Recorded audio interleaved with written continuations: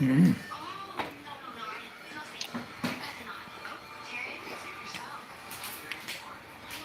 Stretch it out. Well, hello everybody. So we decided to just come on in, not go fishing tonight. We waited an hour on the boat, but the storm looked like the first wave came through. Hard rain, heavy winds. Then we waited. We're out there almost an hour. You know what I got on Araling Palipunan and GMRC? What'd you get?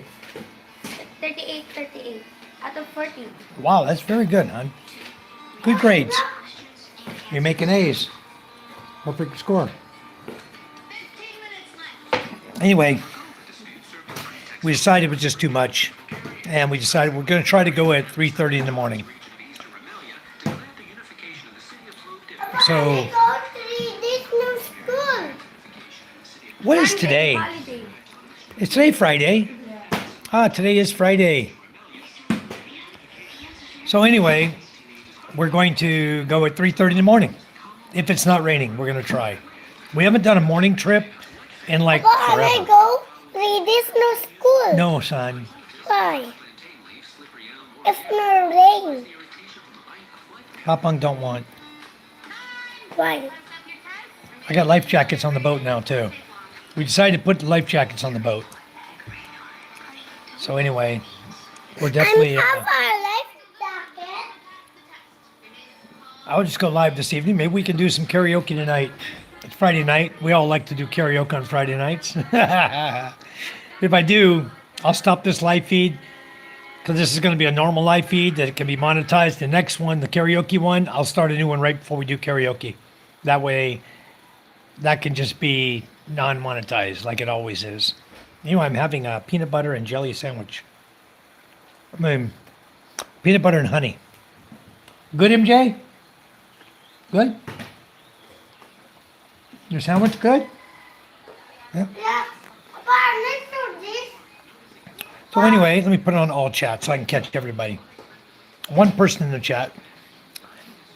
So it's not going to be a fishing night tonight. It's going to be a hangout night. Hanging out at home. On exchange rate, 62.24. Wow. Let's move money.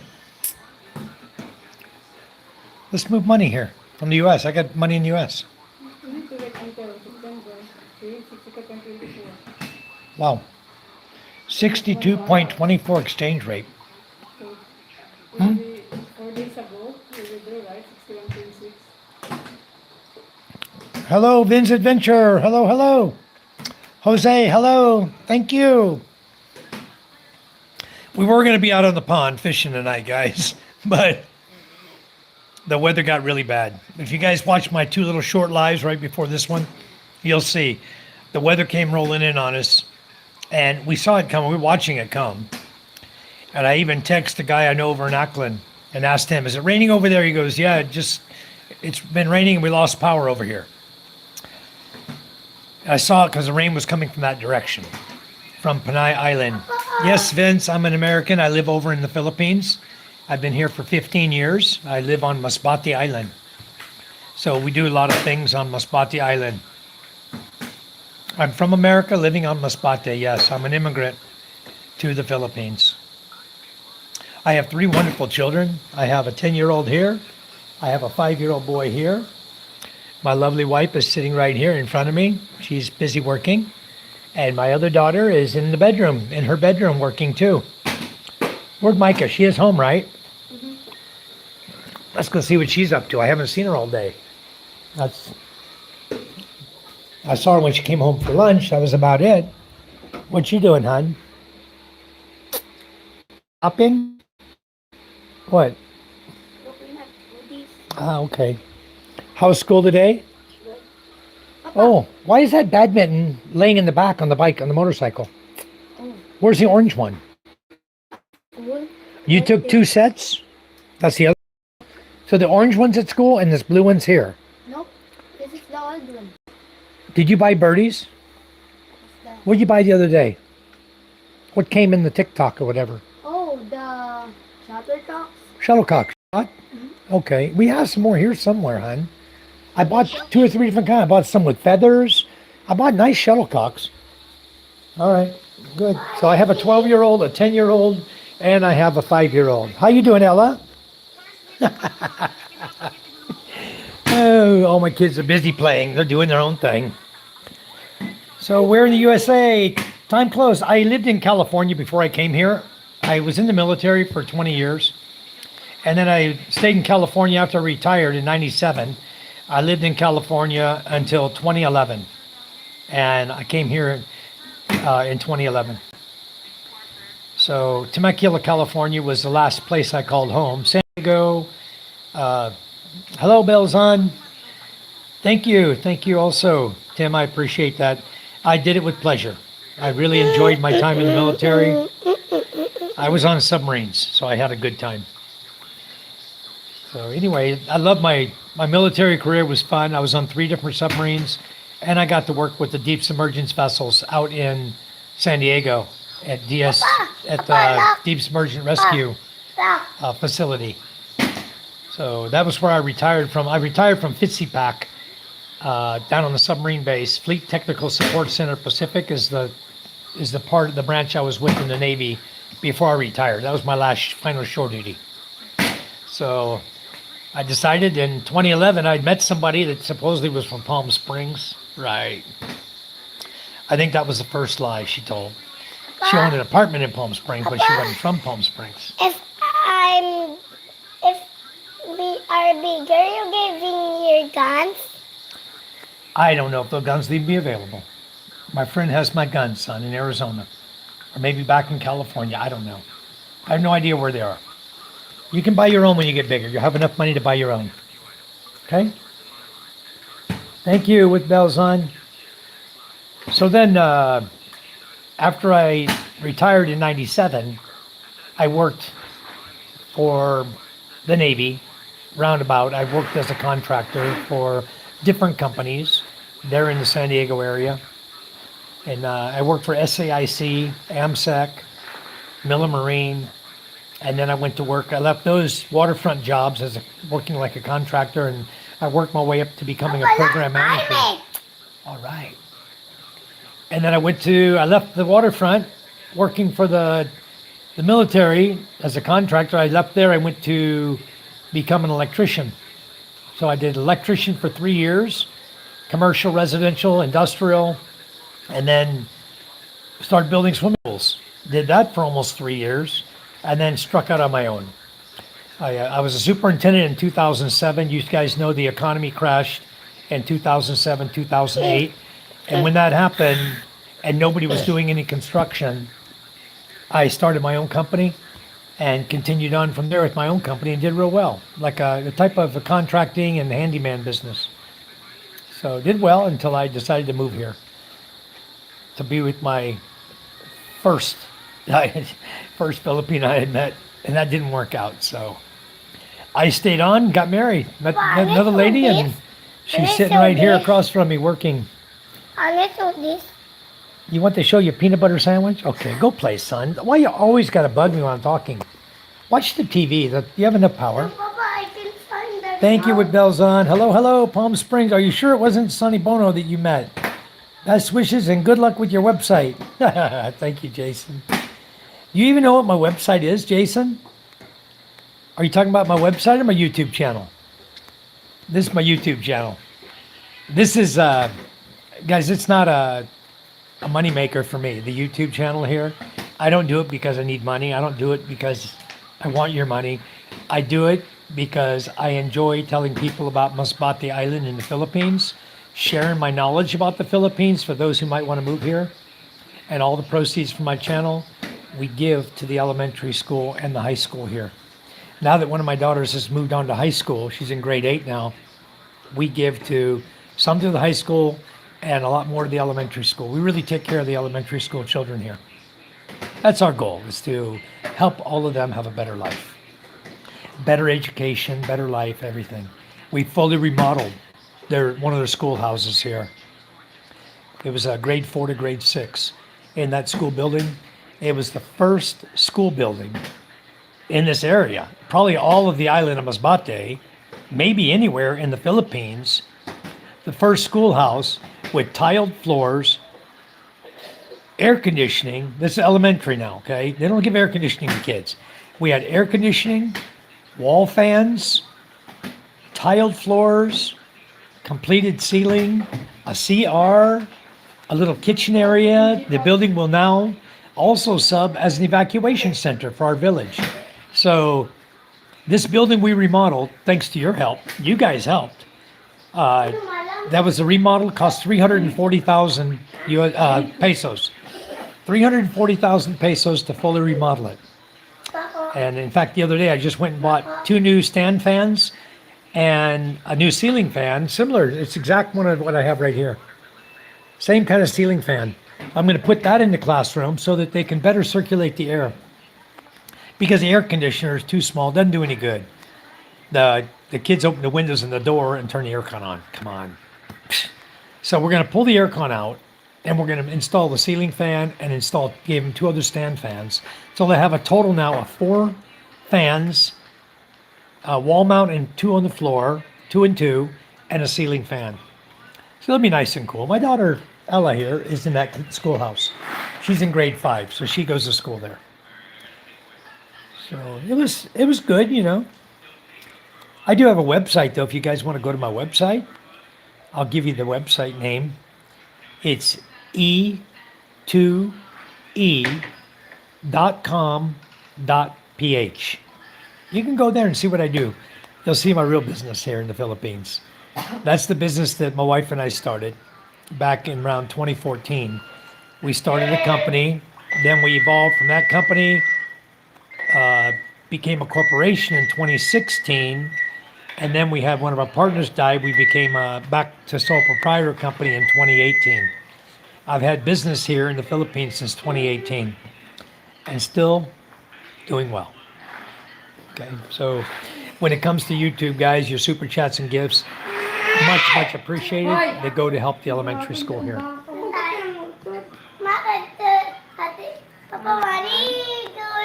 I don't like this. I need to poop. Get out of here. You don't talk about that on my channel. Go. Turn the light on now. Turn this light on and turn the bedroom light on and work your way in. Go in this CR then. Let's go. Scared of the dark. My little boy is afraid of the dark in his own house now. Unbelievable. The crap they watched on TV and the crap the kids around here been telling him, and then he comes in here all scared to death. Right, well you go. They're scared the boogeyman's in every door. Got all the kids in this village scared to death. Well, maybe that's a good thing. I don't know. Keeps them out of trouble. Gets them in the house. After dark, they all come in. Did I lose the chat, guys? I guess not. I guess we're okay. All right. Palm Springs. Are you sure it wasn't Sonny Bono that you met? Yeah. All right. Thank you, Tim. Thank you guys, all the new folks that came in. Thank you for coming in. Much appreciated. We will be fishing tomorrow morning. We wanted to go tonight, okay? We weren't able to go because of the weather. So we will be fishing tomorrow morning. If it's not raining, we're leaving here at 3:30 a.m. Philippines time.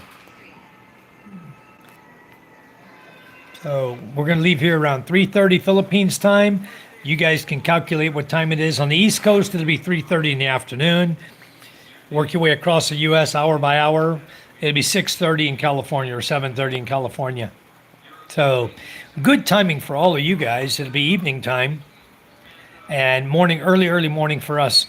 So the way we do it is we'll take our fishing boat out to our fishing area, 3:30 in the morning. We leave here. We get out there about 4:30 to 5. We drop our nets while it's dark. The nets soak in the water. We let the nets stay in the water for 1 hour. And then right at sunrise, so we'll get to see a beautiful sunrise, hopefully. Right at sunrise, we start pulling the nets back in. And usually we're back home by 8:30 in the morning, 8:30 to 9 in the morning, depending on how many fish we get. If there's no fish, we'll be home 8:15 to 8:30. It'll be a quick fishing trip because the nets come in quick when there's no fish. But if there's fish in the net, then we have to take the fish out as we're dragging the nets in. So we'll do okay. So anyway, we're hoping for a good catch tomorrow. We have not been morning fishing in months and months. Long time. The last time I went morning fishing, I went with my other boat, my Queen Charm boat that's out of Kinyanandutai, the next village over. I have a boat over there. We're on the honor system with them. They take the boat out, they fish, they come in, they sell the fish, and bring us the money. So that's the Queen Charm boat, named after my wife. My wife's name is Charm. And then the MJ boat we're working. Hello, creator, how are you? So the MJ boat that we're working right now, we just finished refurbishing it. We put electric motor in it, and it's going to make it much easier to go in and out and do everything we got to do with an electric motor. I put in my shirt. Shh. Okay, very good. You came here by yourself, huh? Nobody there, huh? My son's afraid of the dark. I got to get him past this, you know? Yes, yes. Hope you're doing well over there in India. Thank you for coming in. He said, hey, Miss Charm. Miss Charm is busy. You guys know what I don't know if you know this, the exchange rate for US dollar in the Philippines right now is 62.24. The other day, Charm and I went to the bank, we got 61.6. It's up right now at 61.24. And it's supposed to have a rollback on prices of fuel. And usually when the price of fuel roll back, the price of the dollar rolls back too. So I telling her maybe we need to pull some money, exchange money, and get peso out of it. Anyway, it's a good exchange rate. And when I first moved here, exchange rate for dollar was around 42 to 43 pesos per dollar. Now it's at 62.24. The dollar has gone up a lot since I've been here. A lot. Anyway, so the plan is fishing tomorrow morning. And the plan for tonight is we may just when Charm gets done with her work here, we may go out here and start fishing. Singing some karaoke again. Why not? Cheers, guys. I have Smirnoff Mule in the house. Smirnoff Mule, backwards to you. And I did shave today because I needed to shave. My face was getting all scruffy.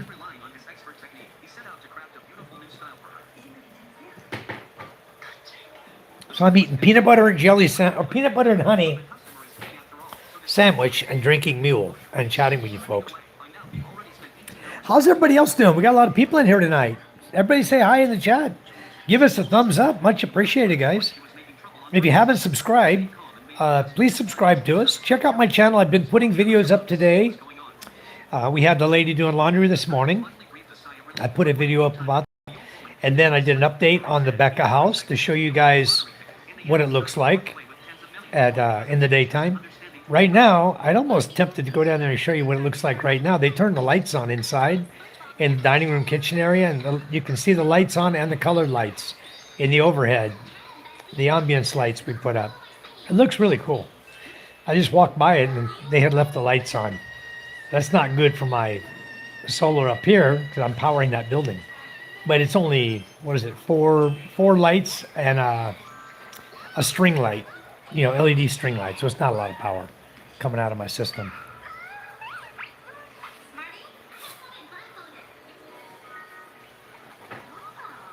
You guys, if you guys want to see it, I'll go show you. It looks pretty cool. I did not see the ceiling light on. I just saw the 4 corner recessed lights on and the colored light. See, no rain right now. No rain at all on my head. Look at the beautiful green trees we have overhead. What the hell? I had jackfruit on here. Somebody must have got it down already.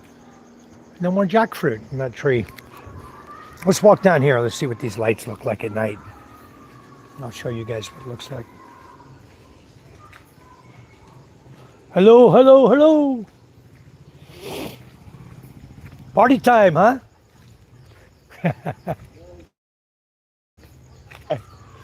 Anyway, this is the house we're building, a guest house. And I'll just show you how it looks through the window.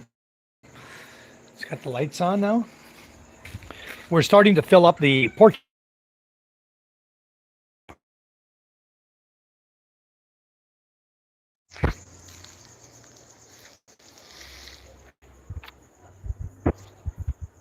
Okay, we're live again.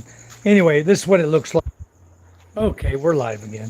Anyway, this is what it looks like. I'm gonna have to do it from outside here. As soon as I step inside, I lose signal. I don't have good Wi-Fi down here.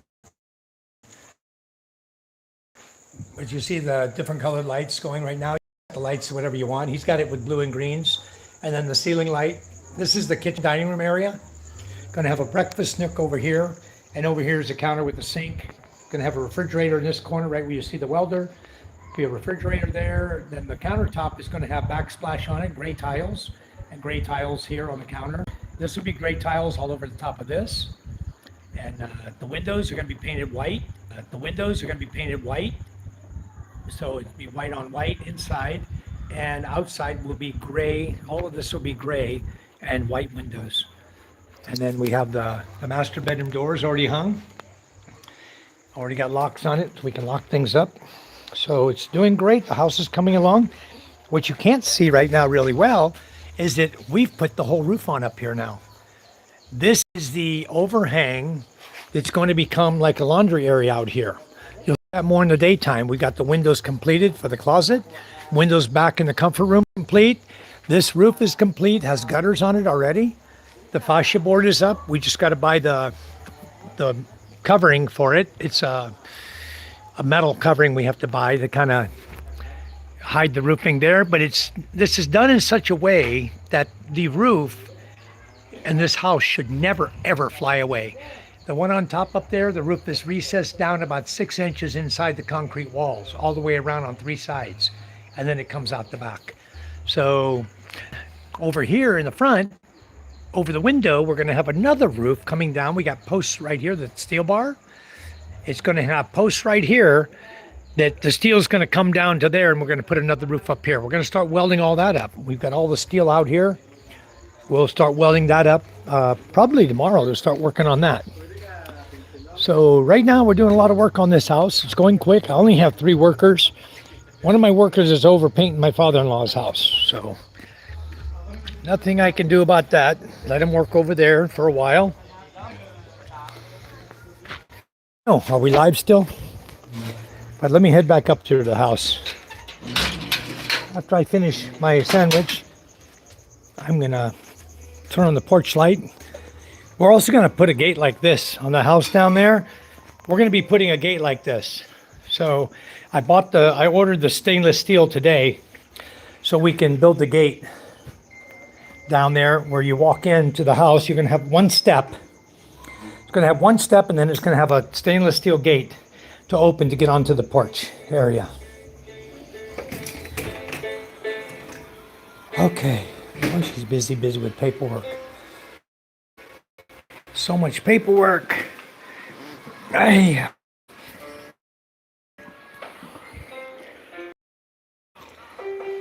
So anyway, the house is coming along. It's looking pretty good for now. Maybe one more month, we'll have all the tile in, all the roofing will be up, the porch will be done, the tile on the porch, plumbing, showers, water heater, refrigerator, all appliances will be in, the counters will be done. Probably one more month. The way they're working pretty good. So I figure maybe one more month and that house is done. By September, the end of September, I expect that house is going to be done. Or beginning of October. It's going to be close to the beginning of October when we complete everything. So looking forward to that, getting that done. Then we have a few more projects coming up. We've got to complete our driveway.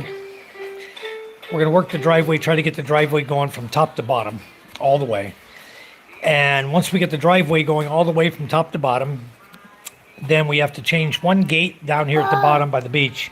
It's going to be a sliding gate. Mama said he's going to throw the piano. It's not. You just have to take care of it, son. You guys take care of it, okay? What is that? Nice. Go see what that is back there. Oh, the turkey? Dead. Boy or girl? The female. Female? What'd you do with the body? I don't know. I think they put it up there. Maybe she throw it. Well, the boy's going to die too soon. No! We'll have to get rid of them, but they're old though. You know, the turkeys are getting old. Anyway, my female turkey died, she said. So now we got just a boy turkey. Might as well kill him and eat him. Maybe after Den gets back, huh? We eat him. Sila. Ha? All right. Oh, ila. Loki! So my turkey died. Nothing I can do about that. I'm waiting on a friend of mine. He's supposed to mail me over some turkey eggs so I can put them in the incubator and incubate them. I don't know what he's doing. I've asked him for them. I'll pay him for them. I just want some turkey eggs so I can start raising more turkeys. But he hadn't come through yet. I make a boat. I make a boat. Mm-hmm.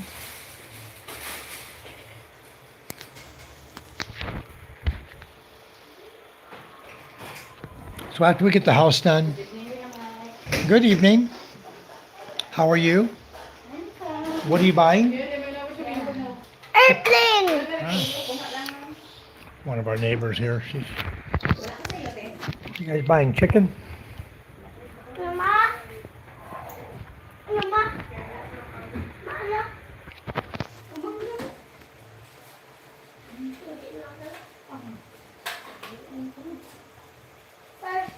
She's buying cabbage. All right.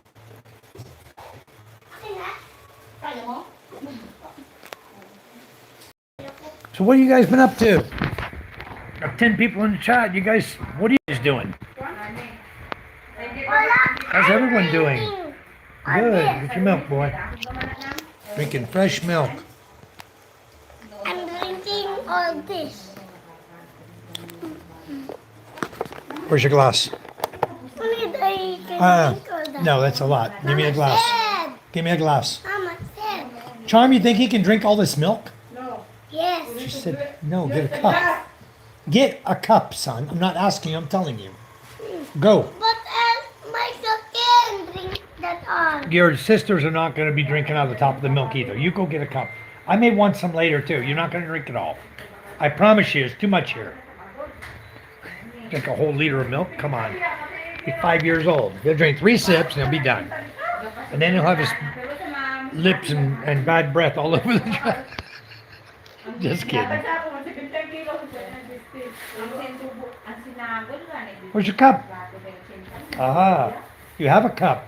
Very good. I'm drinking the water out. Okay. Glass one. Okay. Now give yourself a glass that you're going to drink, son. There shouldn't be any left when you're done. Baby, like this big. I know. I told you it's too much. Here. Like this big. Here, put the lid on. Put it back in the fridge. All right. Oh, Mom. Can we get a new cat? What? Can we get a baby cat? A what? Tiger would love a baby cat. Tiger wants a baby cat? Yes. No, he doesn't. Yes, he's right. He's old. Father. What? He wants to be a father. Oh, yeah. Tiger, our cat, is telling Ella that he wants to be a father. Yeah. Your card. He wants me to get a baby cat. Really? Where's Tiger? Kaya mo tayo. Ngayon lang kaya ako naman siya nag-remind. Why ko abi ng patender kasi basic yun na ng podras ang nurse yan. Ara ko nagpro sa center niyo. Are you going to see Roger down there? Yeah, Kuya Mike? Are you going to see Roger? Yeah. Will you ask him, is our bed going to be done? He's Yeah, Kuya making. Mike and I will tell us. Kaya ka nagbigat ang Please ask him and then let us know when he's going to be ready. Dahil tayo patulog. Kaso wala ka rin ganda isa. I'm really waiting for that bed. I want to buy a mattress for it, but I want to make sure I get all the measurements on the bed before I buy the mattress. I will chat you later, Kuya Mike. All right, thank you. Thank you so much. Na. I think sweet. Can we get a baby cat that has Who won? eyes, one square, and then That's what Charm's working on, guys. Charm runs Gcash. So between Charm and I, we both have Gcash accounts. Whoever sends or moves, sends or receives or what? Cash in, cash out. Okay, whoever does the most cash in, cash out, Gcash in a month wins 5 kilos of rice, right? They win 5 kilos of rice. So about 12 pounds of rice to whoever has the most cash in, cash out through Gcash through us in a month's time. Their total, whether it be through Charm or me. They win 5 kilos of rice. So she has the winner. I think that's what she's working on now. She has the winner already determined. I think I put too much. Yeah, what I thought too. Yeah, she cashed in earlier 31,000 and now 75. 31,000 and 7.5. Well, she's Only today. today Today only. cash in, cash out. Cash in. Who the hell is she sending that much money to? That's her Lunalyn. Oh, okay, her sister. Can we get a cat that has blue eyes, white and orange fur? I don't know, Ella. We'll see. What happens is kittens become cats and kids don't play with them no more. They neglect them. You play with Smokey? No. You play with Tiger? No. Yes, No, he's very independent. He doesn't like to be held and played with all the time. Tiger want a cat. Yeah, I know you guys can read cats' minds now. You're very good. Anyway, I think I'm the only one chatting in Tiger here. want a cat. I'm the only one talking. Everybody else is just watching. Tiger have a I might put the camera on Charm, let you watch her do paperwork. I got all my invoicing done. I got my work done. My invoices are already in my distributor's hands. I'm just waiting on payment. So as soon as they pay, then I got to move money. That's it. That's my whole job. I don't physically work. I don't physically touch their money. I don't, really, I'm not a worker. I don't work. All I do is I help prepare documents for Charm's company. That's it. And I don't get paid for it. She don't pay me nothing. Tiger loves them. Okay. Yeah. My income is military. Social Security, VA, and military. From my military career. Huh? The cat. What? Tiger loves him. Whoa, where'd you get this cat from? This is why she's telling me about a cat. Come here. Come here, Ella. Let me see this little... Black! Where'd you get this thing from? Where'd you get this cat from? In school. That's a girl. I know. What'd I tell you? Get it and then bring it to school tomorrow. Does he have... Yeah, that's why you want a cat with blue eyes, huh? Saan galing yan? She wants a new cat. Look at to inject for that. This is a female. Show Mama's blue eyes. Blue eyes. Cute ang mata. She is a cute cat. Lord of mercy. That's a cute cat, huh?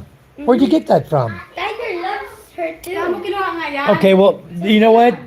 Then let Tiger go play with it. We'll keep it. We need to inject. Inject what? Papa, want to keep it? Anti-rabies. The girls are so happy. Keep it? How long have you been having this kitten in the house? How long have you guys had this cat in the house? Right now? Where'd you get it from? Since this afternoon? Where? School. From your school?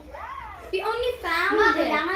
It doesn't have an owner. Ang palas yung GTD. Okay, well, it's got an owner now. Okay, you guys take care of it, okay? Papa, we need a little... All right. I don't know what happened to the chat. I don't think we're chatting any. I don't know what's going on with my chat. Okay, Inchi. What happened? I don't know what happened with my damn chat here. I don't see anybody chatting. Oh, there it is. They just jumped up.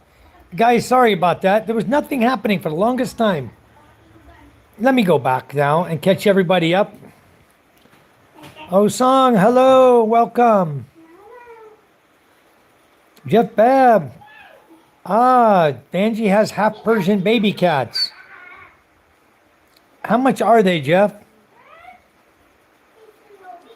I'll get rid of this mutt to have a real cat. I know, I didn't have them. They weren't there. I'm going backwards now. There was none here. After Moment came in and said hello, they said cheers. They said, yeah, sure, Mike. Then from there, looks amazing, looks cool. Hey, Bells, yes, we are live. That's the last I saw. Now, the general manager, hello, welcome.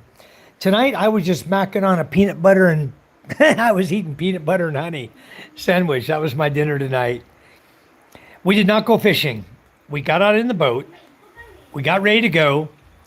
And the pole rope was under the tarpaulin I had wrapped up and they didn't know it. What? The pole rope? No, it was on the boat. It was like her back now. Okay, let's catch up on all the chat. I'm down to, Jeff says, your boating attempt had like 1,200 views. Wow, that's a lot of views. So Vanjie has half Persian baby cat. How much is she selling for this time, Jeff? Because the problem is that the price is just too high. Charm doesn't want to pay that kind of money she was asking last time. I understand that. Charm doesn't want to, she don't want to buy cats. She thinks to wanting cats, period.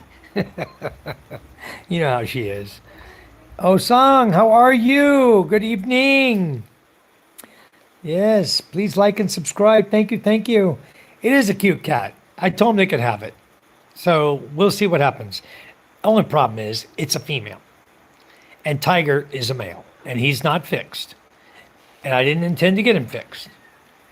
And now they got this little booger here that we have to... Put it down. You guys go put it away. Don't just... Here. You're going to hurt it holding it all the time like that. Ilagay mo sa baba. Let it go down on the floor. Let it do its thing. Let it learn its new house, okay? Very good. All In the right. box, maybe. No, don't scare it, MJ. You see her jump back? I'm sure he put everywhere. Well, show where's the litter box. Put her in the litter box right now. I want her to smell the poop and pee and know that's the place to go. And then you should keep her in that room, okay? And make sure the litter box is cleaned out, okay? You're not reading chat, Mike. I'm trying to. Indeed, the chat is cute. The cat is cute. Live stream is lagging. Yep. Good evening, Stone Cold. How are you? Do you think the world will mourn the passing of Stone Cold like Dolly Parton? Or more of a fiesta vibe in Valete? Stone Cold, the way it works in the Philippines, if you die after you're here in the Philippines, they will celebrate your death for 10 days. Okay? Your wife will put you in a coffin for viewing somewhere nearby, some house, whether it be your house, her house, relative's house, whoever's house. They'll put your body there for viewing. Okay, so people that knew you, got to know you, can come and view your body and cry over you. And then they will sit outside every day and they will party round the clock for 10 days. Okay, they'll come in, they'll sleep for a while, they'll come in, they'll gamble, they'll party, they'll drink and gamble and drink and gamble and drink, and then they'll go home, sleep, come back, gamble. For 10 days, they're going to do this, okay?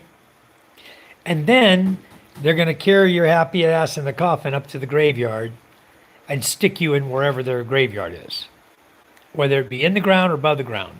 A lot of times it's just above the ground. They just build a cement box, stick your coffin in it, put a cement lid on it, or they build a cement box and they slide your coffin in Hey, and your assignment. put cement over the face of it, cement it closed, and put a stone in front of it if you want one, or your wife wants one, with your name on it, and you're done. It's adios. And then every October 31st, your wife and your children and your relatives will come up to the graveyard and they'll party with you. October 31st and November 1st.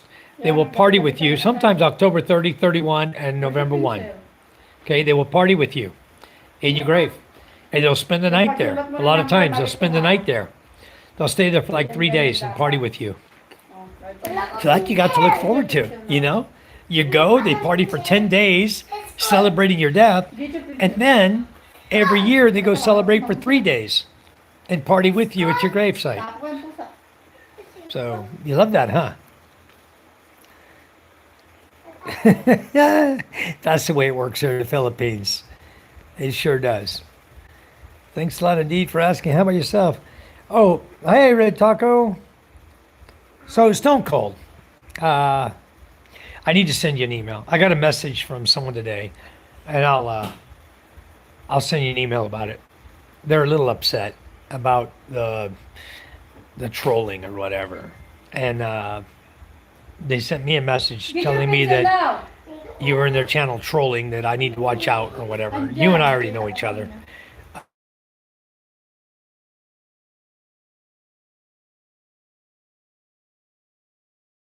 Crazy. They'll eat anything, you know? Have you seen the video of the guy driving through the cemetery in a Tesla? No? I have not seen that video yet. I'm sure it wasn't a cemetery. It might not. Well, we got some big cemeteries here also back in Manila and Cebu, the big ones in town that people go to, and every Halloween they go there and they set up tents and they sleep there. Yeah, set up tarpaulins, and well, they don't even sleep sometimes. They just drink and party. You know, drink, eat, and party, and do that for 2 or 3 days. Yeah, they do that for the dead people. The Day of the Dead. It's called All Saints Day or All Souls Day or whatever they call it. All Souls Day, hon? November 1 is All Souls Day, or October 31? November 1 and 2, I think. It depends. Depends. She said she thinks maybe November 1 and 2. The camera picks up about 30 spirits around his car and stopped the vehicle on him. Wow. That's pretty cool. I wonder what they had to do to make that video. I bet he's got 1 million views too. Bunch of stuff they do to make views, don't they? Get him, he's crying. Anyway, some people do a lot of different crazy stuff on YouTube to get views. I wish I knew some crazy stuff to do to get views. I don't know what it would take for me to get a lot of views. But the fishing, people were really anticipating going fishing. You know, we had over 4,000 views. Well, actually, the karaoke party last night was 4,100 views, only 48 likes. Isn't that sad? You get so many views. So many people come in and see you, and they can't even give you a like on your channel. Can't like, can't subscribe. You imagine if every one of those 40 of those 4,000 would have liked my channel and subscribed to me. Imagine my subscriber rate through the roof, you know? That is amazing, Rebecca. Wow. Hey, K-Shree's back. All right. So anyway, guys, we couldn't go fishing because of the weather, so I was thinking about doing another live feed tonight, just doing karaoke. Might as well go out and sing. Maybe I get Charm to sing tonight. You want to invite your friends up to sing tonight, hon? It's not raining. You want to invite Kimberly? Huh? She's a good singer. She's busy. That's wrong. MJ's doing his work now. He's trying to write his name. Yeah, don't you give up, MJ. Don't you give up. You get her done. Yan.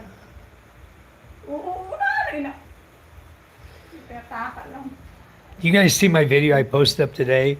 I posted up a cute video. Charm had a bunch of little ubi jelly things they buy.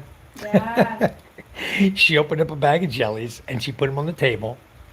And she was playing rock, paper, scissors with MJ, right? So whoever lost, the winner got to eat a jelly. right? And the loser had to go to the front door and do a little dance.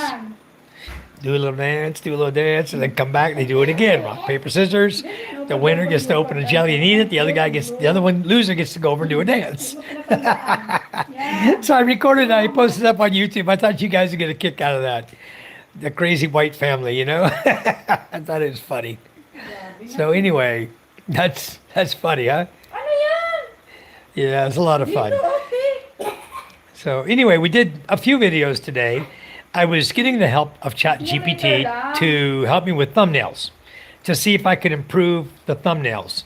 So I started off this morning with a video about Susan doing laundry, and I asked ChatGPT, thank you for the star, Keshari.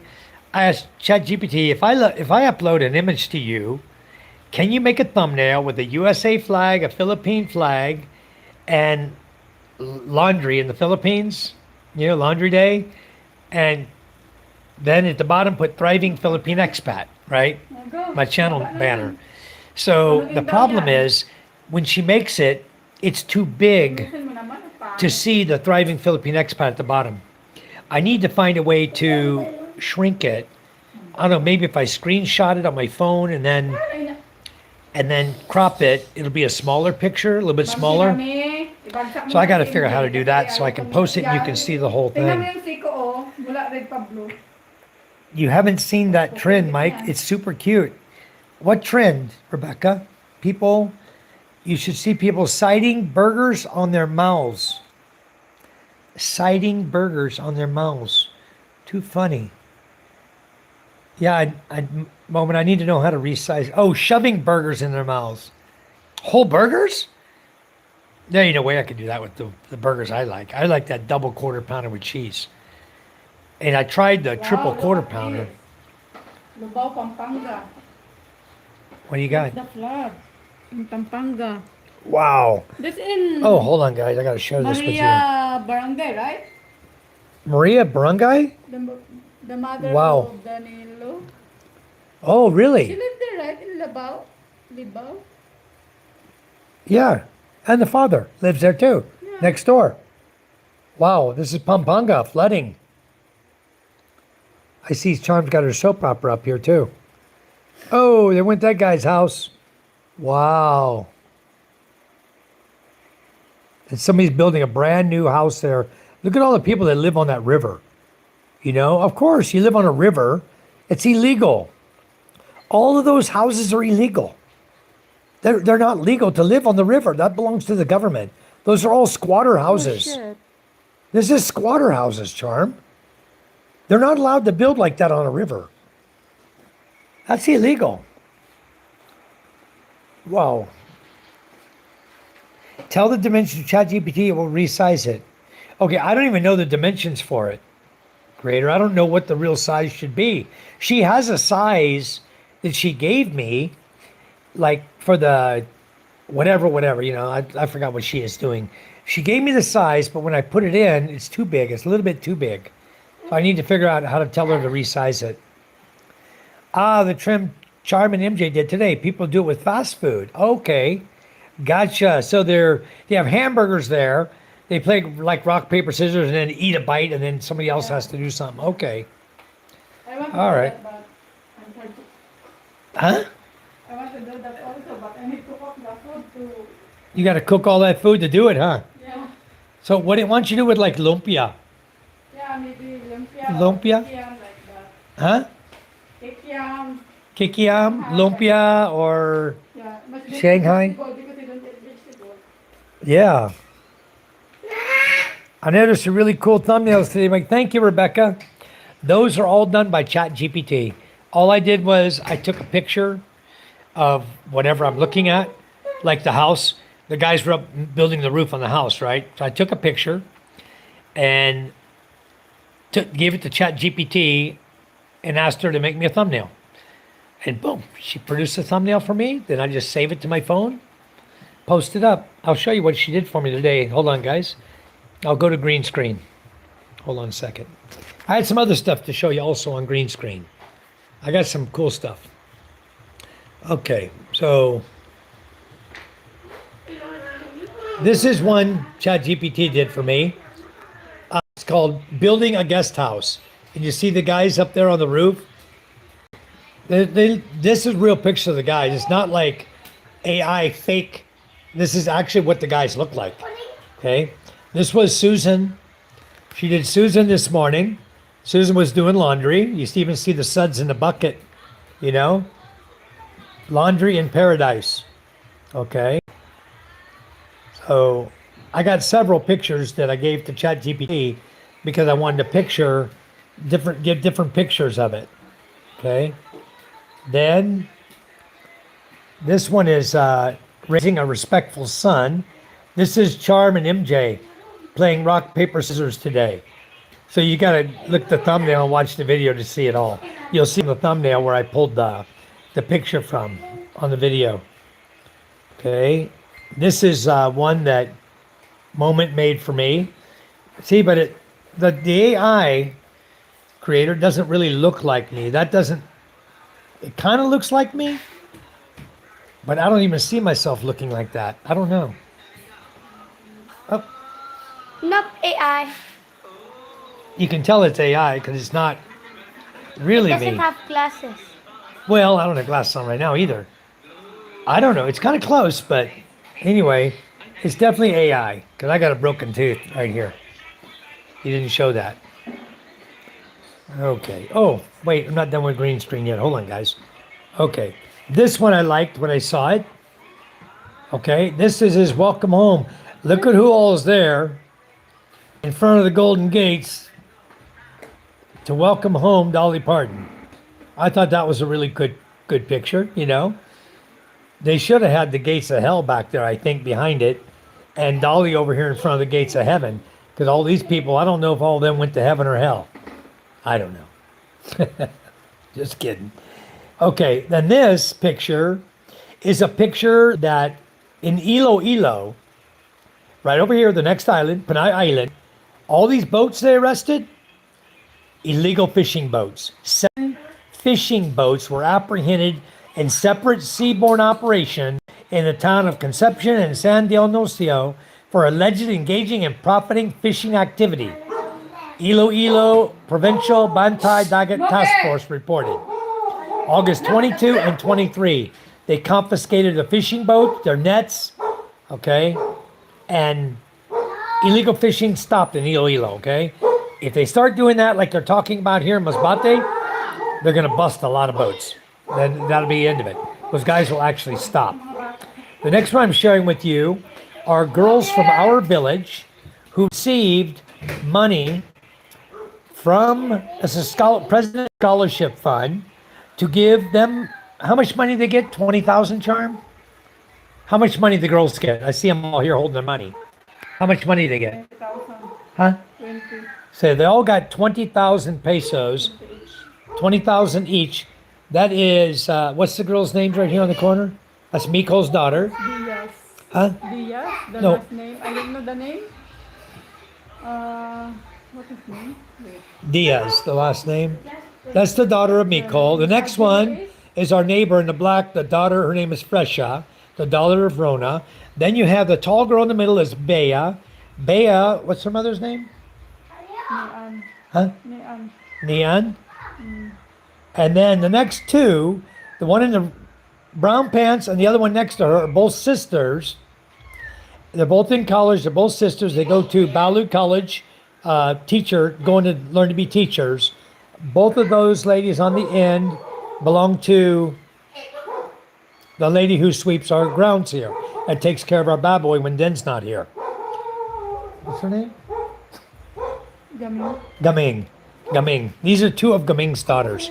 Okay, they're both in college. They both got scholarships. So that's great. These kids are being handled, get extra money from the Presidential Scholarship 2026 Fund because they're in fourth year college, right?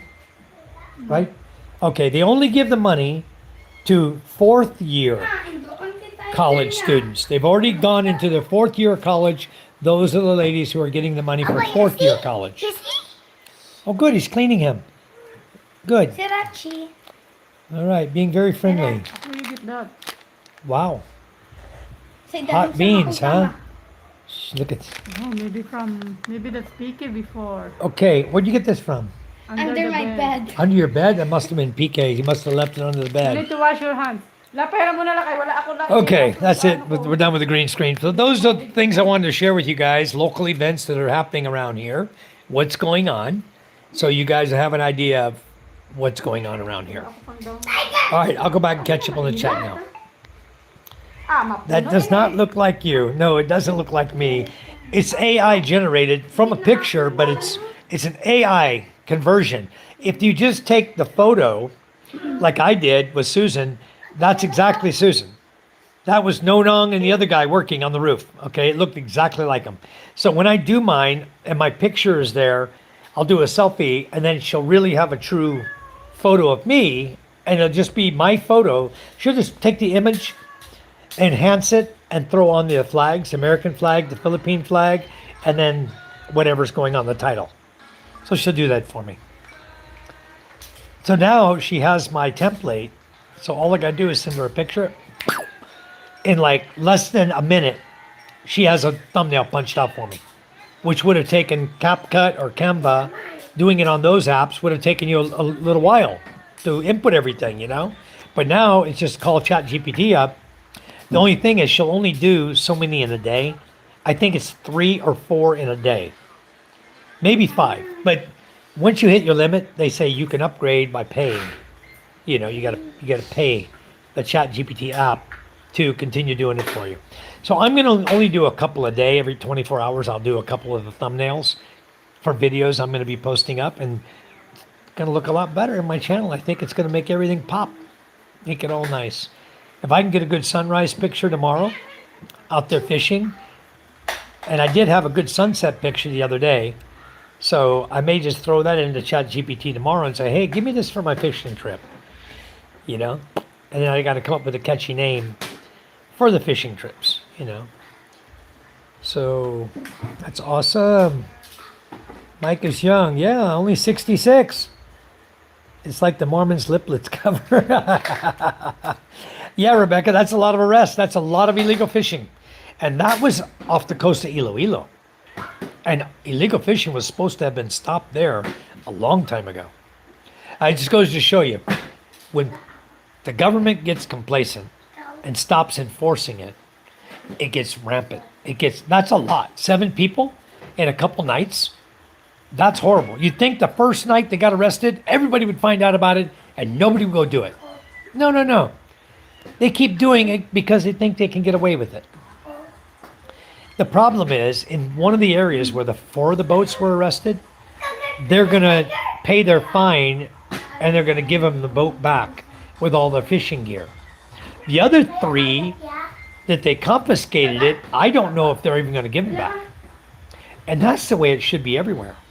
If you get caught illegally trolling, like we have out here all the time, the ones that run across our nets, we see them all the time, we report them. If you get caught illegally trolling, they should take your boat, and it now belongs to the government. And the government should auction a boat off, but not let the original owner buy it back. Or relative.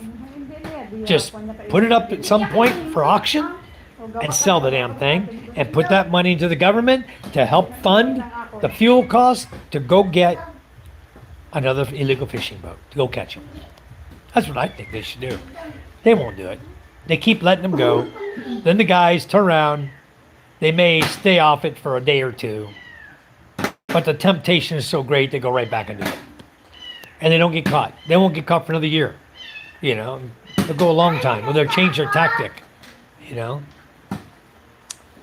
If they know where the police are looking, they're not going to go there. They're going to go somewhere else.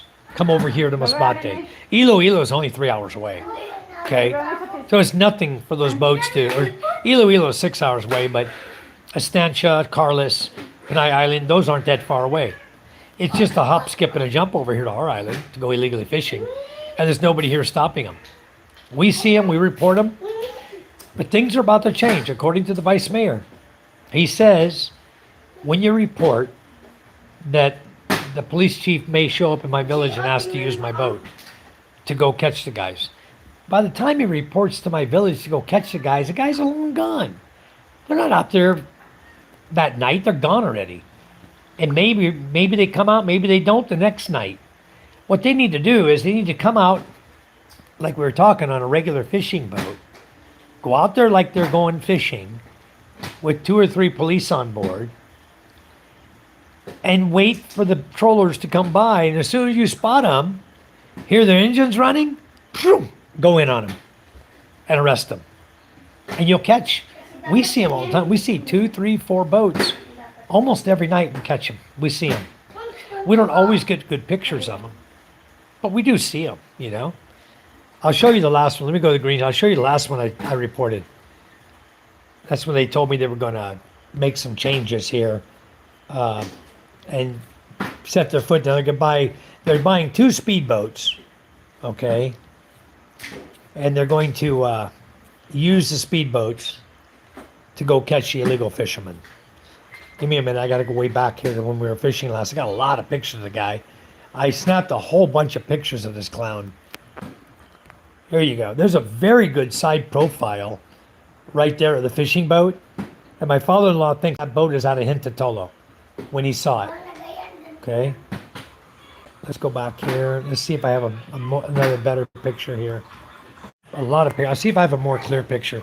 Because I had to zoom on it, right? And the boat's going up and down. And you know how it is when I zoom on something. You guys were seeing it that day.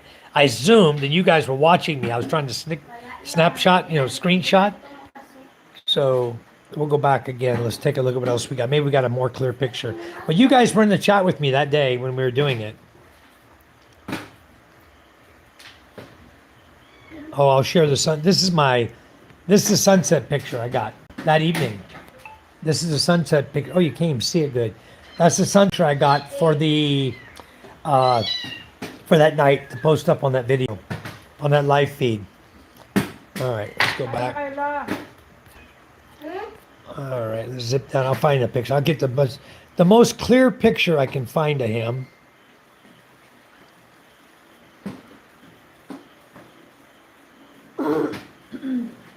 All right, got some good ones.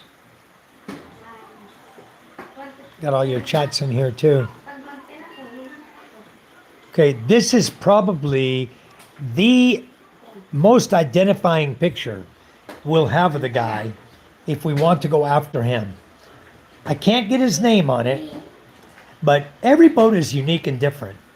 Okay, so if the Coast Guard see that boat, they will know because they can go in the records. Everybody's boat picture is listed in the registry, even my boats. Okay, they're all listed in the registry. When you register your boat here, you submit 2 pictures of your boat, 1 on each side profile of your boat. Okay, they can see all the colors, see all the markings, see if you got 2 or 3 masts sticking up, your light thick configuration. They can see everything on your boat, right? And you got to submit your engine serial numbers to register. It costs you 300 pesos a year to register your boat here. So we always keep our boats registered. It's like motorcycle registration, car registration. You got to do it. And then they throw some kind of insurance on it. Every year they give you insurance value like 25,000 pesos, like a liability insurance or insurance against somebody stealing your boat or something. And that's part of your registration. When you pay your registration, they give you like an insurance policy, So anyway, the boats need to stop illegal fishing because they're going to get caught sooner or later. Moment said, it does look like you, Mikey. Well, because you made it, Moment. That's why you think it does. In the way it does, but it makes me look younger than I am for sure. Anyway, I'm going to use the pictures I've been working on. And Rebecca says, I work with AI. I have fun with it. I've made animated videos with voiceovers. Okay, cool. I'm taking pretty good shots. And if I'm using my DJI camera, which I'll be doing soon, then I'll get really good pictures to send over to her, to ChatGPT. You don't upgrade ChatGPT. The best thing is to make 2 or 3 Gmail accounts for that. So don't pay for upgrade. Go to a different Gmail account and log in All right, may have to try that. Yeah, they probably thought it was only one night. With multiple Gmail accounts, you can make lots of thumbnails without upgrading. Okay, thank you. Thank you much. That's good to know. I got a lot of Gmail accounts. I have a lot of accounts for our business. For thousands of years, they were able to fish anytime they wanted. It's not about the time, Rebecca. It's about the method of their fishing. They're dragging nets through the water within 15 kilometers of land. You're not allowed to put out a net and troll or drag it through the water, catching the fish. You're allowed to drop a net like we do. It sits there stagnant in the water. It doesn't move. Okay? The only time that net moves is when we're pulling the net up. When you drop it, the net comes off the surface, it drops down to the bottom, and is standing up like a fence on the bottom of the ocean. Okay? The only time it moves, again, is when you're pulling it up to your boat. Your boat is being pulled along. And as we're pulling the net over the roller, we're lifting the net off the bottom from 20 meters down. We're raising that net up, and any fish that got caught in it get caught. We're not dragging the net through the ocean to catch fish. That's illegal. What we're doing is a static fishing net that sits there for 1 hour, and whatever gets caught in that top or that bottom 6 feet of ocean, that's all it is. We sit it on the bottom. It sits on the bottom, has floats that hold it up, 2 meters, 6 feet. Any fish that go all the way down to the bottom and hit our net have the possibility of getting caught. If they're big fish, they'll probably just bounce off. If it's a big eel trying to eat our fish, he might get tangled up in the net. That's why we catch eels sometimes 4 feet long, 5 feet long, because they're going in to eat our fish that are caught in the net, and then the net catches them. But when it comes to normal big fish, they don't get caught. They bounce off the net. It's only 1-inch holes. The whole net is like a blanket with 1-inch holes. Okay, so a fish hits that. If he's not small, he bounces off it. So, and the faster they're swimming through the water, like the gumaa and the bulao, the mackerel, they swim pretty fast. They hit the net, they get stuck. That's why we catch them. So if we're dragging that, you'll catch everything. You can catch it from the surface down to the bottom, if that's how deep your net is. So you're basically just cleaning the whole ocean of fish. It doesn't matter if they're this big, this big, this big. It doesn't matter. You're taking everything. And by the time you drag your nets up, the fish have already died because their gills can't move. They're all stuck in the net. And all the fish have died. You might as well take it all out of the ocean and sell it all.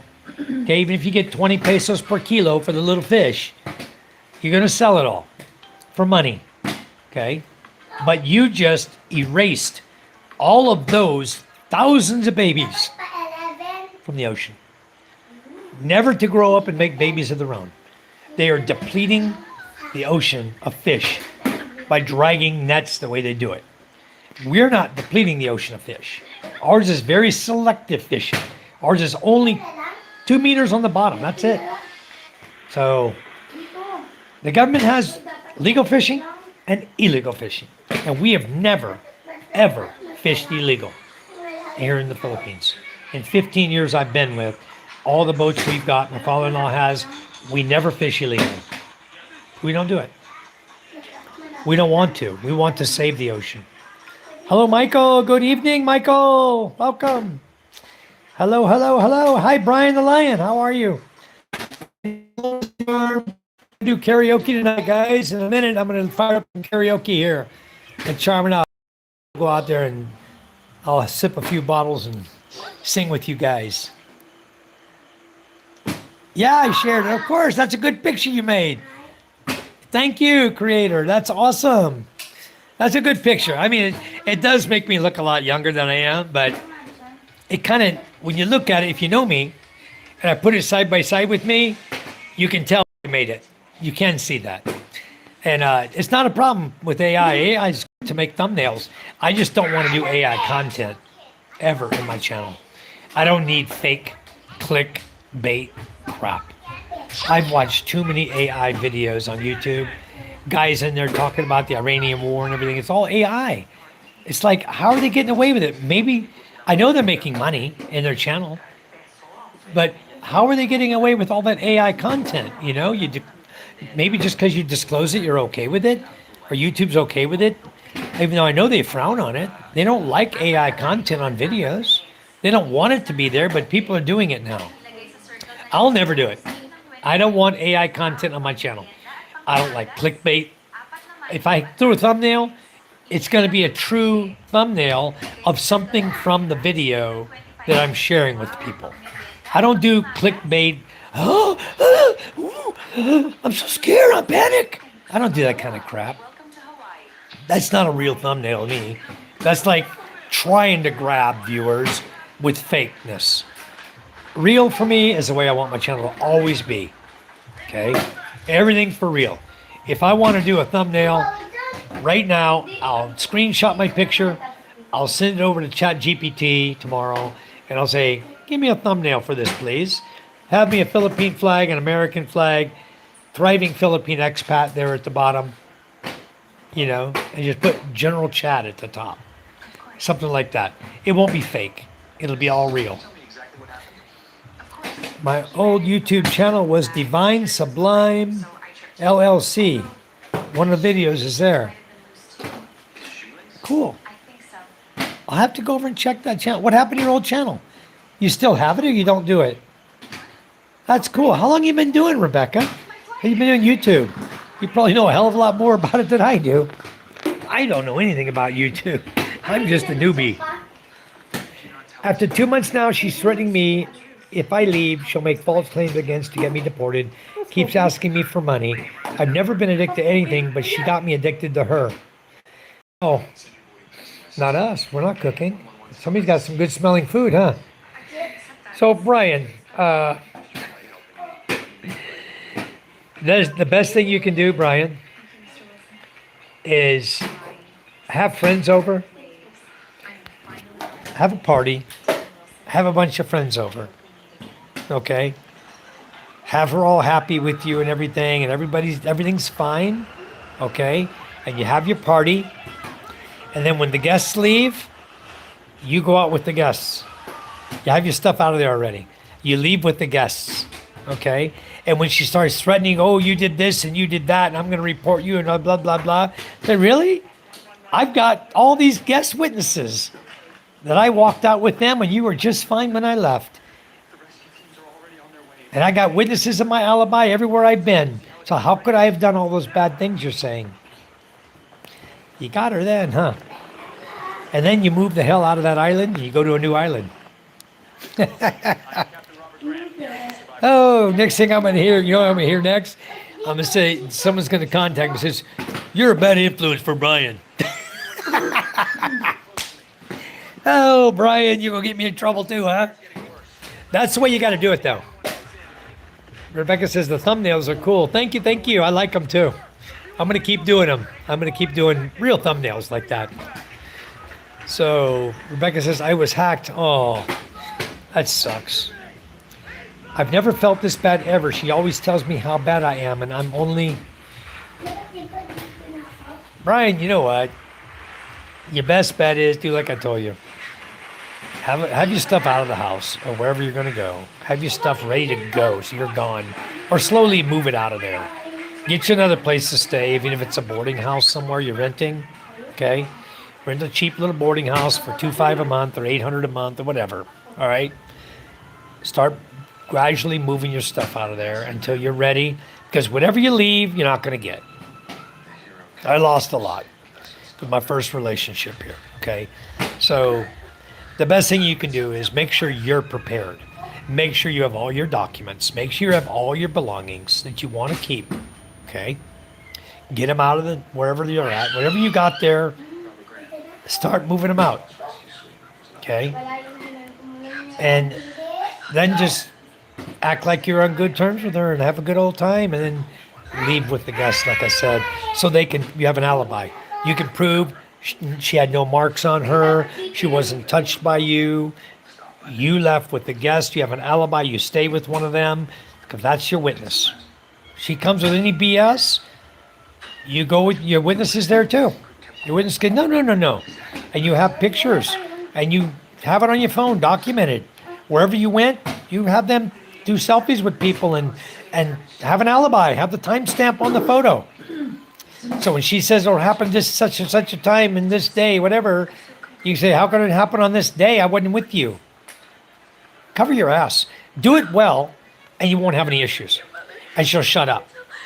Like my first girlfriend here told me after I left, she had told me the story about her ex-husband and how she filed charges against him for stealing her jewelry. She showed me a picture. That's where she had filed the charges, told me the story, right? And there in her jewelry box lay the jewelry.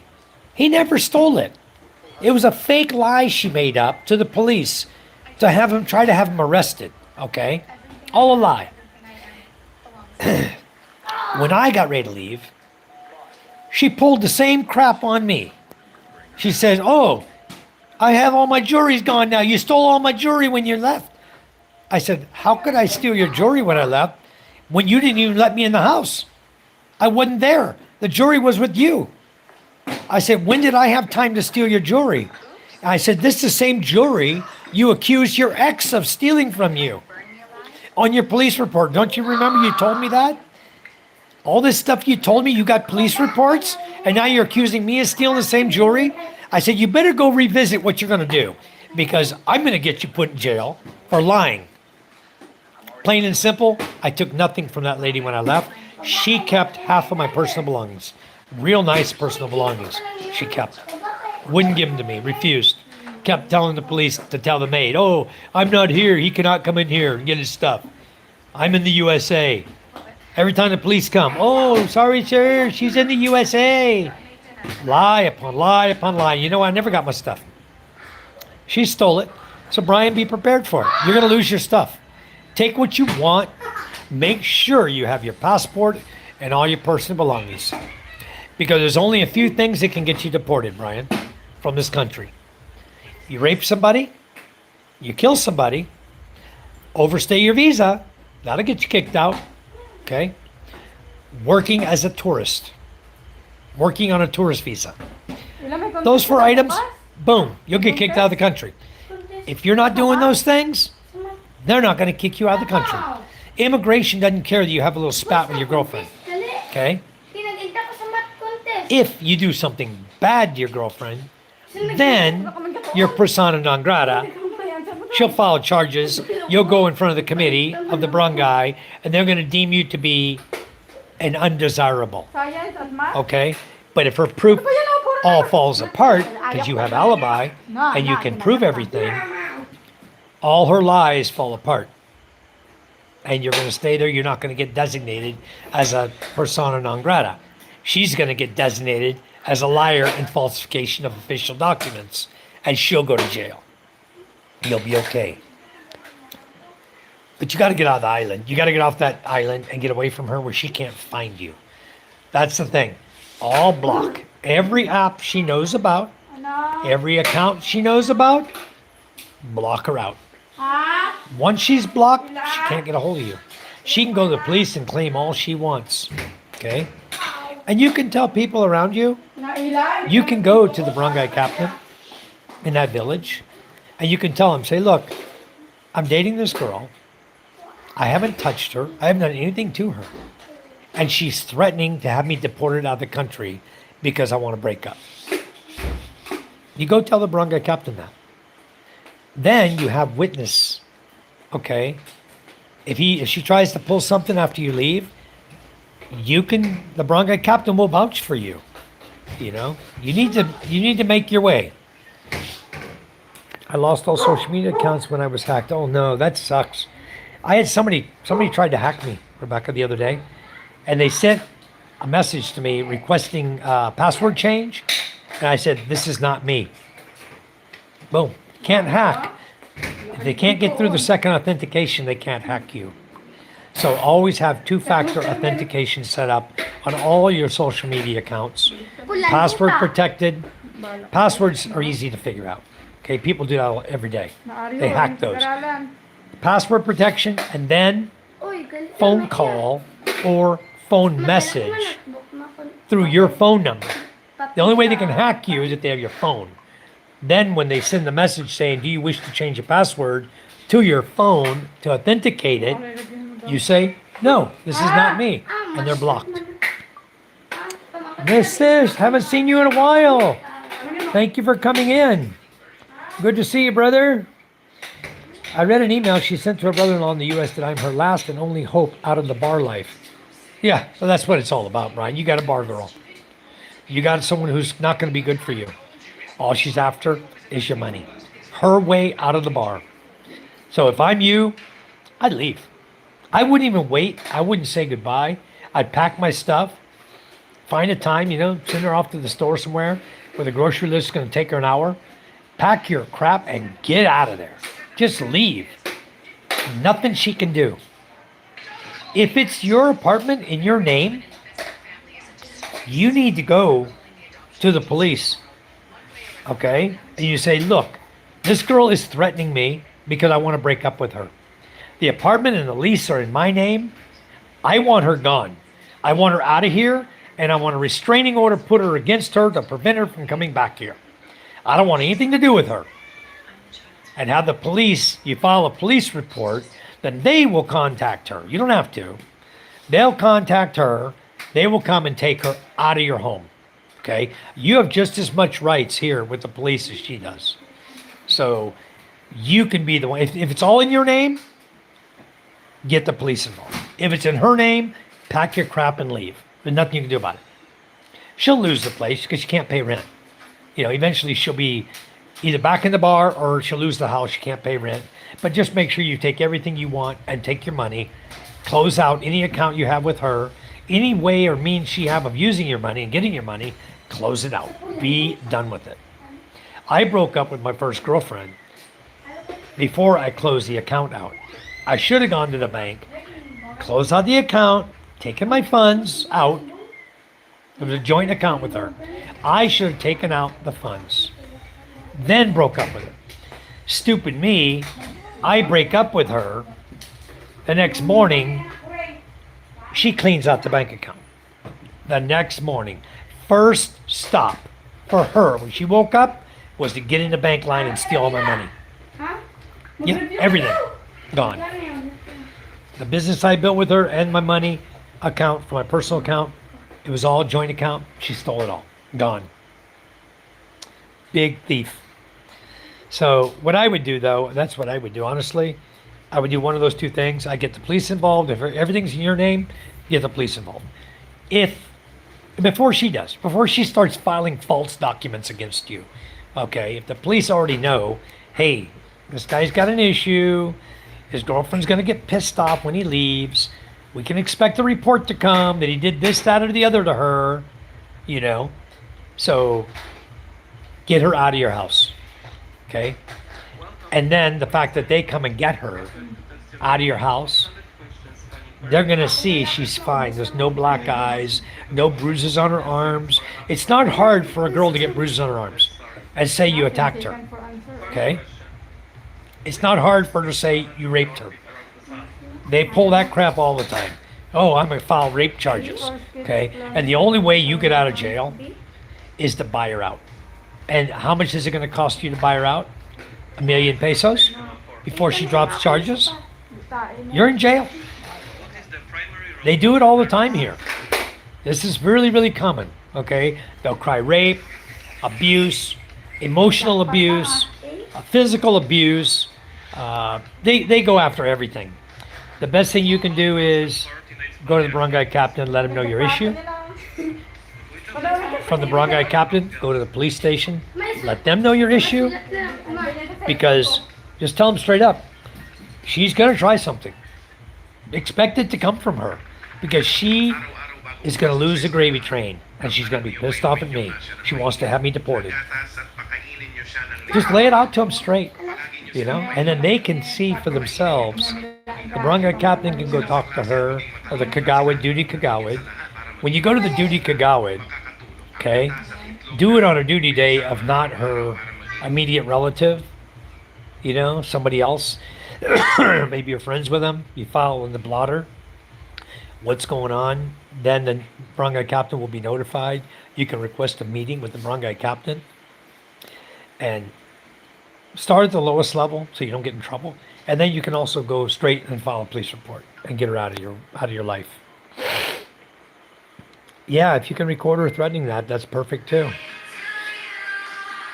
Even I like that thumbnail Mikey created. Thank you, creator. Why do us men let these women take advantage of us? I'm sick of it. Well, Brian, we tell you guys what the red flags are.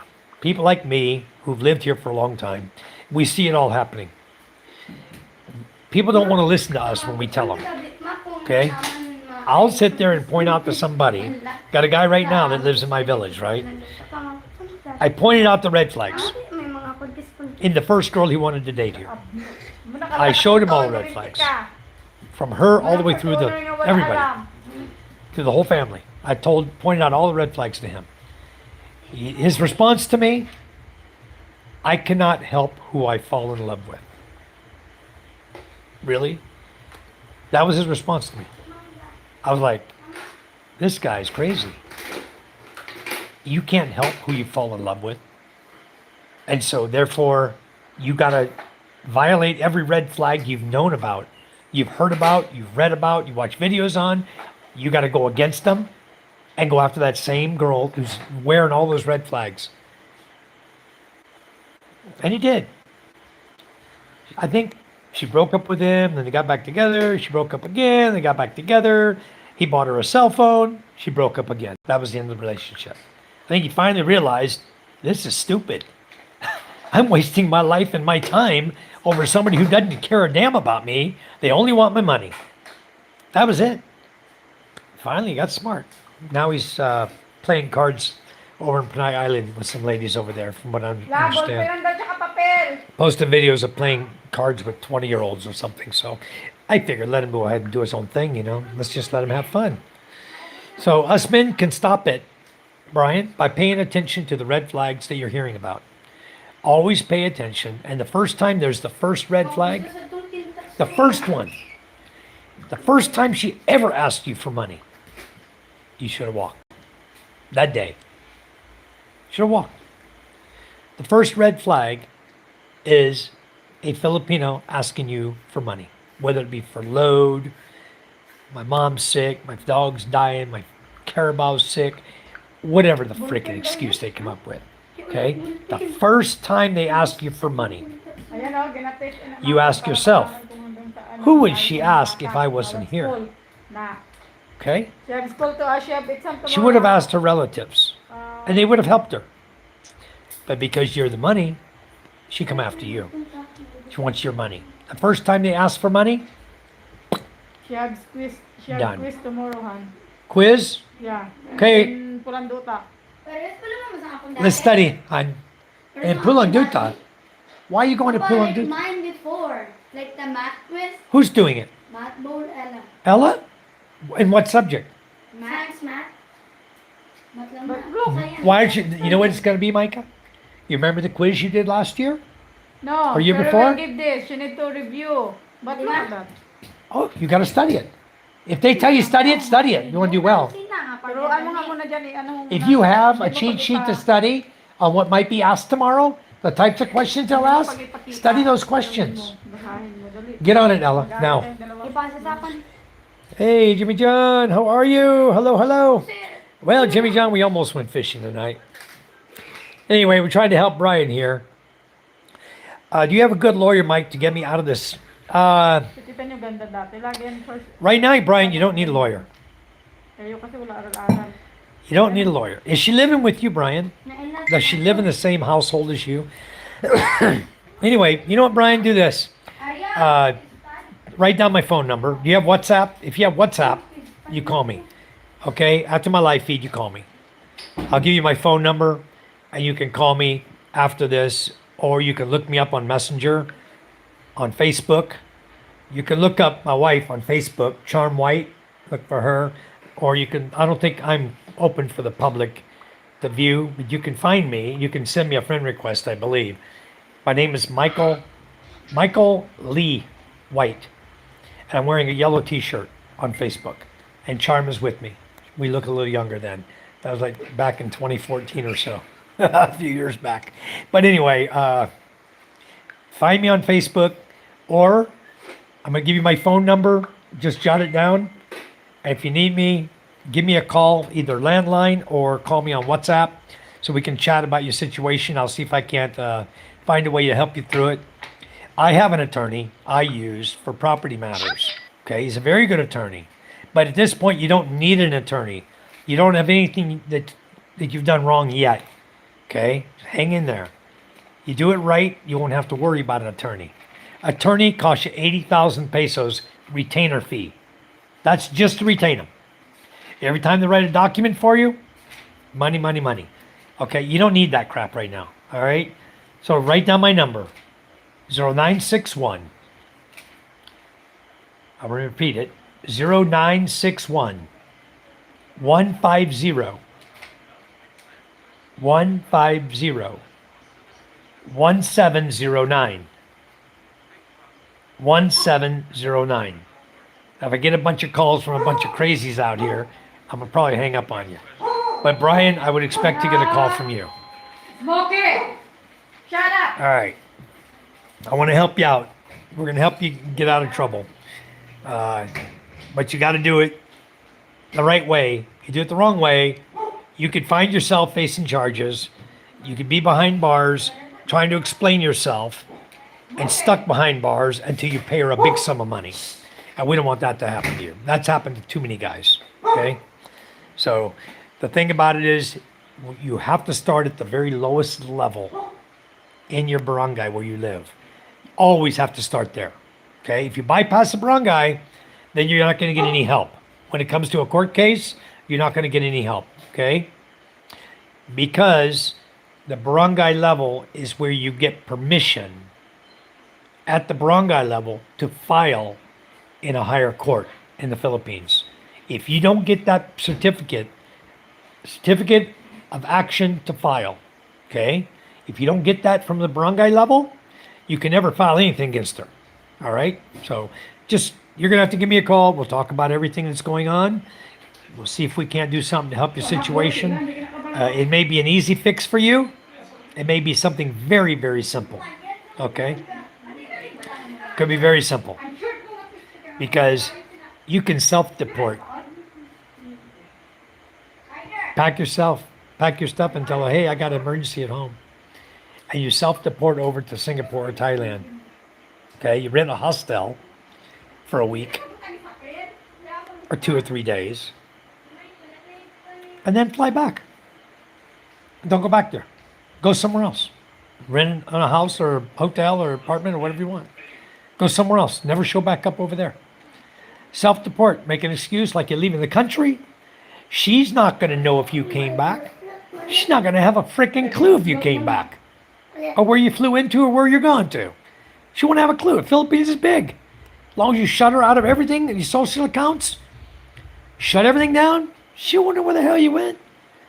You do that. That's the easiest, fastest way without having to do a lawyer or anything. But anyway, Brian, yeah, you got my number now. You give me a call. How do us men cover ourselves then? I'm going to talk to you about it, okay? Yes, exactly. As soon as the money tree is threatened, they automatically turn hostile. Or their relatives, okay? It'll become a living hell for you. So the best thing you can do is adios. Leave the country. Get a ticket. Tell her I'm leaving. Here's my ticket. I'm out of here. Goodbye. Pack your stuff. I'm out of here. You leave. Just do it on a short notice too. Just get yourself a ticket. Pack your bags up the day before you leave, and pack your bags up and say, I'm leaving the country. Here's my ticket. I'm gone. I'm deporting myself out of here. She can't stop you. You know, what can she do? You can go from there straight to the police station and tell them, look, I'm having my problems with my girlfriend. I bought a ticket. I haven't touched her. You can go see for yourself right now. Go talk to her, whatever. I have not laid a finger on her. I'm leaving the country.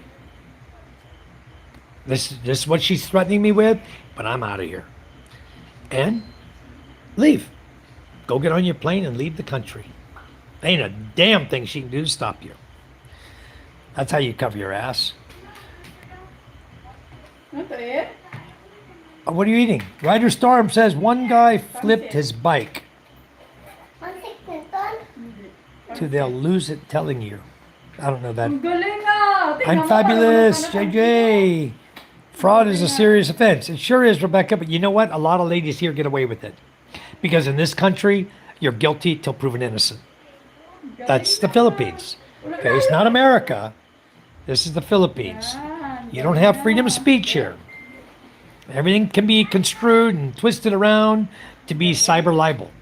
They have a cyber libel law. You got to watch everything you say about somebody. Don't defame anyone's character. Don't say anything bad about anybody. He should never say, wow, very good, son. That looks awesome, Mr. Michael J. White. Just ask Life, why do people love you but hate me? Then Life answered, because I am a beautiful lie and you are an undeniable truth. That's very good. Very good, Talix. Thank you. Hey, Rebecca. Yeah, Brian, it's your choice. I'm asking myself right after meeting so many women for nearly 50 years, why did I fall for a bar girl? Well, you did, and now you're in a situation that you need to get yourself out of, okay? And you need to not go back to any of those bars around there. You're probably up in Angeles somewhere. Pampanga, Subic is where I figure you're probably at, because that's where all the bar girls hang out mostly. There's a few down in P. Burgos Street, down in Makati, but I think you're probably up in the Angeles area. I'm thinking you probably rent an apartment in her name too. So probably the apartment is hers. And you're just kind of residing there, supporting her and her whole family and everybody else that comes around. But I would say probably the best thing you can do is do, like I said, self-deport yourself and show her the ticket as you're leaving. Okay? You can, well, maybe not even a good idea. Maybe leave. Then send her a picture of the ticket and then block her. Very good, son. That's awesome. So I would probably do. I think I would just find a way to leave out of there. Send her to go do something. Or when she's not around doing something, take off. Get the hell out of Dodge. You know? And have witnesses. Have somebody there that you're friends with to go with you. That's witness to the fact that you didn't touch her. All you did is pack your stuff and left. Have him make a video of you. All right, I'm getting ready to leave here. I'm packing my stuff. I got my friend so-and-so with me here. He's recording everything to show that I'm only taking things that belong to me. And I am going to leave the situation I'm in right now because I'm tired of being the money tree for somebody who is very ungrateful for everything I've done. So I'm packing my stuff right now, and he's going to record it, and we're going to walk out of here. And she's not even here, so I haven't touched her. I haven't done anything to her. This is my proof. I have a witness who's recording it all. Make a video. Cover your ass. All right. It was through Microsoft Groups for a job with TTEC. Oh. Well. Same pattern, Brian. Yep. It's the same pattern they use on everybody. You're seeing it firsthand. Yeah, two-factor verification is very, very important for all of you guys. Men who likes thrill end up in a red flag pattern. Exactly, Becca. Kay-Cherie. They sure do. Microsoft never, ever calls anybody. That's fact. Only fakes. And a lot of them, if you watch that guy, that scammers thing on Facebook and on YouTube, that busts the scammers, where are all the scammers located? Where are they at, creator? They're over in New Delhi. Yeah, a lot of them. They're over in India. They catch them all the time. They got call centers set up of scammers, scamming people from every, the geek guys, every aspect of things that Americans use, including, Microsoft and Norton, all the different things, Norton virus, things that people use. They use those things to get you guys and steal your money and get into your computer and hack you and stuff. Yep. I accepted a job offer to work online with TTC. They say probably wasn't them. It was someone fake, of course. And they got your information, they got in there, and then boom, they got you. Explore settings, navigate. Each feature is not to be hacked, and the application should set at all times to off. There may be one good woman out of 100 in a bar girl scene. Are you willing to dodge 99 grenades to find her? That's a good point, Jimmy John. There may be one out of 100. Maybe she's brand new, only been there a week, brand new job, wants out of it, already hates it after 1 week. You know, that might be your one good apple. The rest of them, they already know all the games. They know all the tricks, the screw guys. All of them. Okay? And they all do it with a nice big old smile on their face. Come on, baby. Let me have more money, money, money. They had me go through Microsoft groups to communicate with them. Interesting. That's quite the hacker. I'm sorry, Mike. I never asked for anything like that in my life ever. Well, Brian, you don't be sorry. You know what you need to do. Just use some common sense. Use your head, use common sense, and get out of the situation you're in. You only have to leave for a day or two. It's not that expensive. If you don't have a lot of money, you want to fly to like Kuala Lumpur, okay, a cheap ticket to Kuala Lumpur and back. And of course, you're going to have that throwaway ticket, right? Because you're here as a tourist. So when you leave and come back, make sure you have another throwaway ticket. You can go to the same site everybody uses, throwaway ticket or onward ticket. Use onwardticket.com. You go there and you file for a ticket. It's like $16, okay? And it'll give you your onward ticket. It's all legit. Anybody checks it, itinerary, it's all legit. Onward ticket. You're just never going to use it. It's an onward ticket that you're going to throw away. Okay, so it's out $16, but you're going to go, come back, have an onward ticket out that you pay $16 for, and you're going to be living in another location. You're going to start your life over. If the bar thing is your scene, don't go back to the bar you were hanging out at or that area. There's other red light districts all over the Philippines, if that's what you're into. Okay, personally, I never was into it. I didn't do bars. Okay, never. Well, I can't say never. I had a bar right underneath my spa. I used to go down and have a drink at the bar, but it wasn't a bar girl type bar. It wasn't a girly bar. It was a regular little place called Jazz and Joy, where you go sit at the bar and have a beer, you know, chat with a bunch of old men. That was in Parañaque. I had a spa upstairs and there was a bar right underneath it. I was very aware of having and always taking precautions. Sheriff's Department said it was one of the most intricate hacks they had seen. Yep, that's bad that they took all your social media away. That sucks, Becca. It really does. Always be aware of hacking, yeah. JJ, grenades. Yeah, okay, Cherie, we're watching for them grenades. Arik Harold, I am on Masbate Island in the Philippines. I've been here. I've been in the Philippines since 2011. I've lived here every day since 2020. I was in Metro Manila for about 7 years with my wife, making babies and enjoying life and living all over Metro Manila, Las Piñas, Bacoor, Calamba. We lived a few places while we were living in Metro Manila. We're always trying to do business, but we got the business set up, got it set up right, and then stopped doing business in the traditional sense by going out and hired distributors. I put out solicited to people, to companies to become distributors for my company, and I had several people wanted to do it, so they took over, and now I don't do any advertising, I don't do anything. All I do is move money. They invoice to me, I'm a wholesaler, they invoice through me, I go to the manufacturer, and we get the product shipped directly to them. So in the Philippines, I don't touch product. I don't touch product going to any other country. Thailand, Singapore, Taiwan, anywhere he goes, I don't touch the product. All I touch is their money. That's the business I'm in.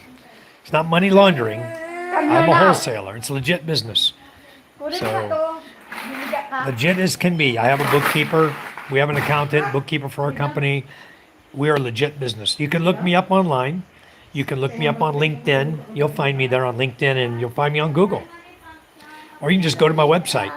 Nothing is hidden in my channel. It's all, my business is like transparent. I'll tell you how transparent my business is, guys. The cost I pay for things as a wholesaler, when I do my, let's say you're my distributor, right? And you say, I want 5 of this, 3 of that, and 2 of that. Okay? I'll make you out 3 invoices. 3. The first one is the total cost.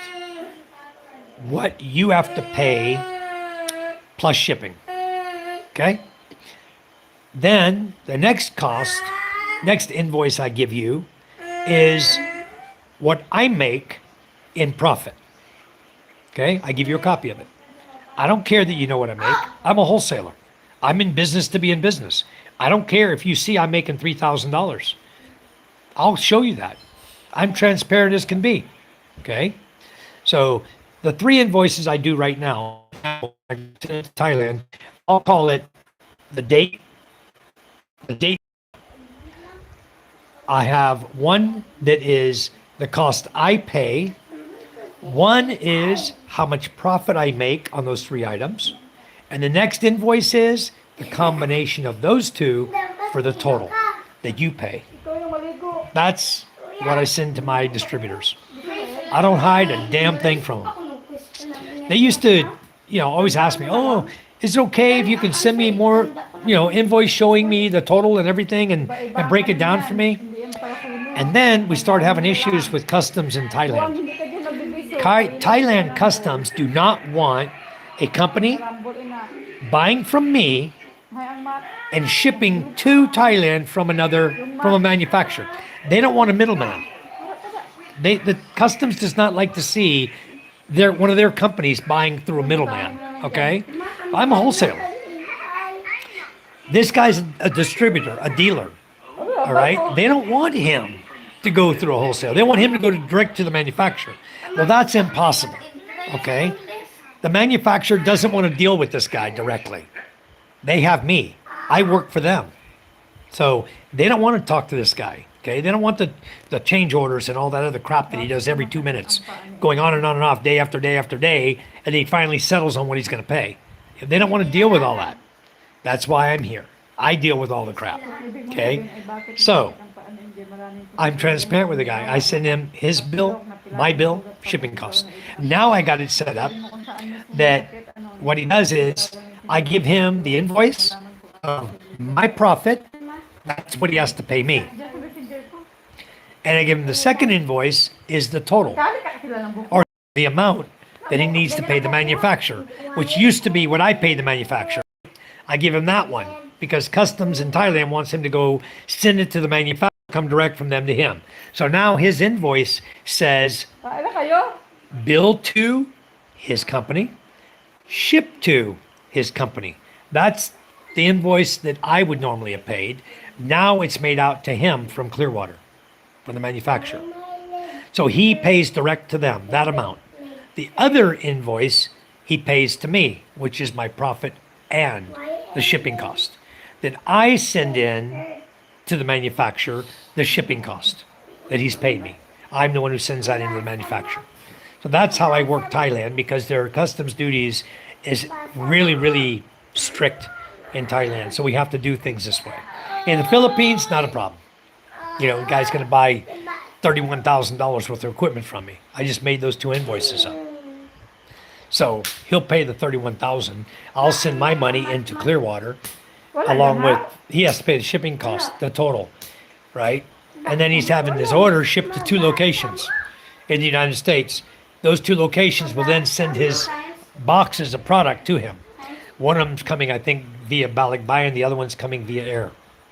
Small order via air from Johnny Air, and the other one comes through the Balikbayan deal. So that's his own business. I don't care. I only care about from me, from the manufacturer to his location where he wants to pick it up at. Business. Anything else he does to get it to the Philippines is none of my business. Unless it's on the invoice. If he wants it to go to the guy in New York and the guy fly it from Johnny Air in New York to the Philippines, I see that because I have to give him the shipping cost of what that cost him to do that. See? So my business is transparent. I don't hide nothing from anybody because I don't have to. I have a legit business. My bookkeeper sees everything. Everyone sees everything. The bank sees it all. Metro Bank here sees everything going on. What was this, sir? I said, That's my description. It's often a lot of money, you know. What's up? Can you read this? Read it. Can I read it? Which part would you like me to start at? Because my leg hurt. You see? Here. Kung ang ibig mang sabihin ay bakit masakit ang paa ni MJ? That's your foot hurting. Why is your foot hurting? Huh? It's asking you, why is your foot hurting?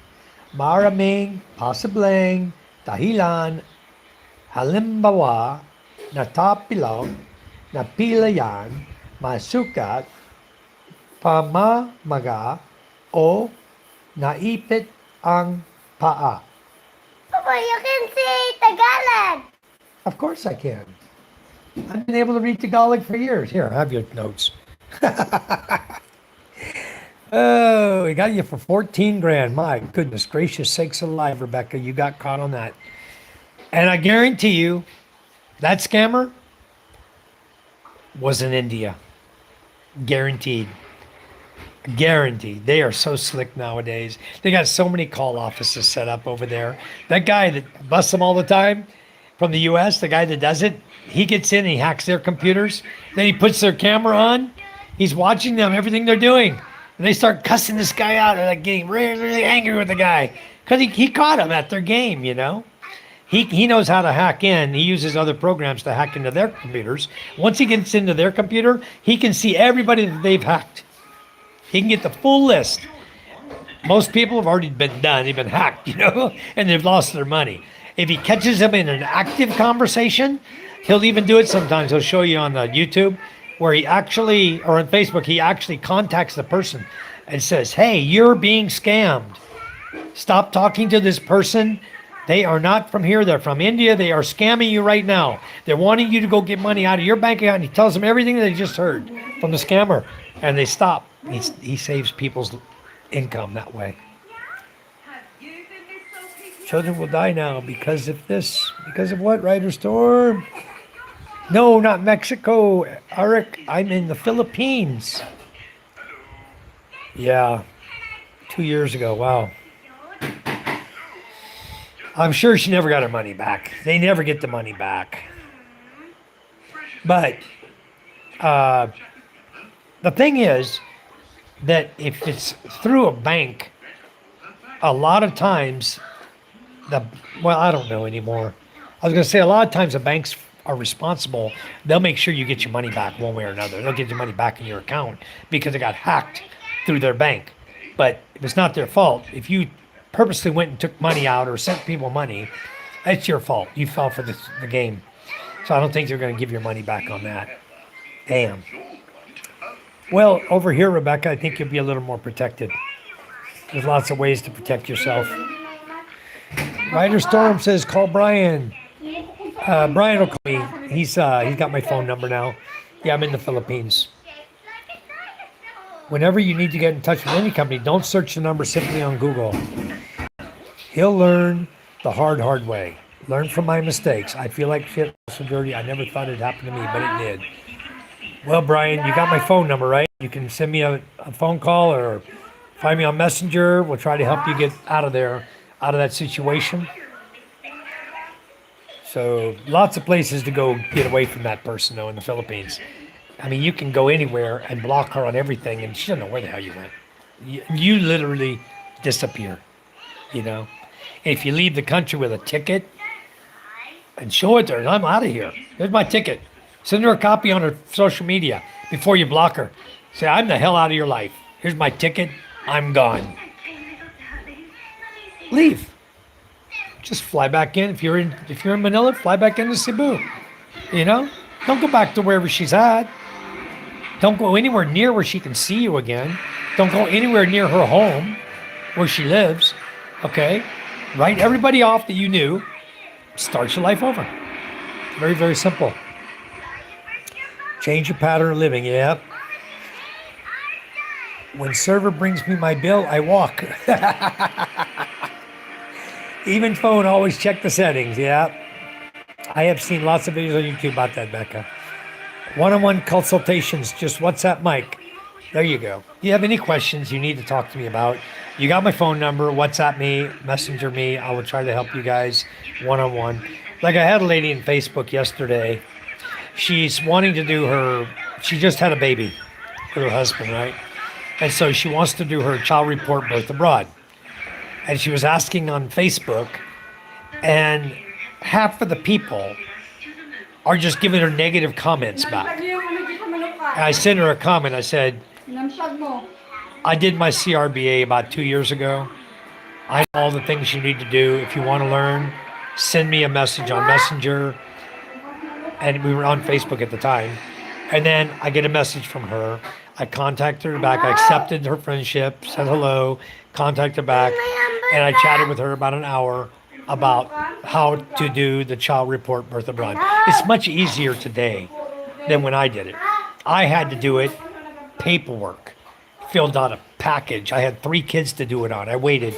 Like I advised to her, I said, there's no rush to do your child report birth abroad. The only thing that you might be concerned about is that the new administration in the United States right now is trying to stop the report of birth abroad, okay, and stop illegal immigrants coming into the U.S. and having babies.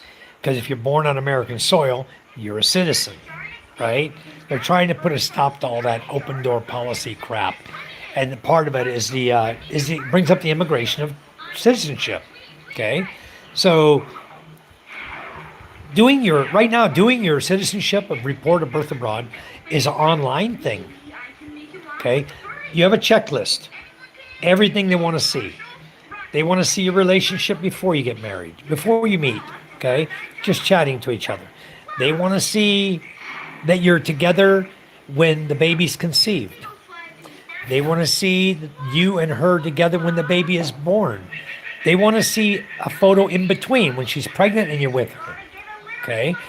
Basically, by doing that, they're trying to put a timeline together to make sure somebody's not just trying to sneak in and get citizenship for somebody, okay? If you have a proper timeline sequence following their checklist, they're not going to make you go get a DNA test, okay? Then, when you have the interview, they want to see both of you there. Now, anybody can look at my kids. MJ, you can look at him, you can look at Ella, and you can look at Charm, and you can look at me, and these kids came from us. I don't need to go get a DNA test. They call me Papa, Papa, Papa, Papa, Papa every 2 seconds. We're in front of immigration. What do they say? Like they always do. Papa, Papa, Papa, Papa. Okay? Obvious I'm their Papa. You don't have to go get a DNA test. So basically they're setting a timeline. You met, you chatted, you visited each other, you dated, you got married, or you got her pregnant, then you got married, and now she's pregnant, and so here comes a child, and the child is born, it's sitting here right now, and you want to get citizenship for it. You have proof the father was a U.S. citizen, okay, because he was in the USA working or whatever, and however many years he worked there and lived there, that's proof he was there, okay? He's got an identification from the USA, driver's license, whatever. He's got his birth certificate, he's got his passport, USA passport. He's obviously a USA citizen. You have your information. You have your birth certificate. He has his birth certificate. You got your PSA certified marriage certificate, right? And you got your PSA certified birth certificate of your child with his and your name on it, the male and female's name on it, right? That they're the parents, okay? And then you go for your interview, and they interview you, then you pay for the documentary fee. Do you want a U.S. passport? I said, no need. None of my children are going to the USA in the next 5 years, okay? They're young. A passport for a child is only good for 5 years. Why would you spend $140 when your child's not going to ever use that passport? If you're over the age of 62 and drawing Social Security, okay, and you're living here in the Philippines, like myself, I'm drawing Social Security. If you're drawing Social Security and you file for your children through the Social Security office, children that are your children, and you're drawing Social Security, they each get a check every month, okay? The mother, Charm, is the representative, not you. Okay? That's the way they do it. The mother is the representative and must go to the bank and establish a dollar account with the bank so that they can get direct deposit into their dollar account in the Philippines. And then, so you want to go to the bank for your children, you want to open a dollar account, a peso account. Your wife is the one who will be on the account with them only. You're not on there. The wife is there. I can show you a bank book. It has Charm's name, and then slash, and then has their name. The bank account is in the mother and the child's name. So if you need money, the mother can get the money out of the child's account.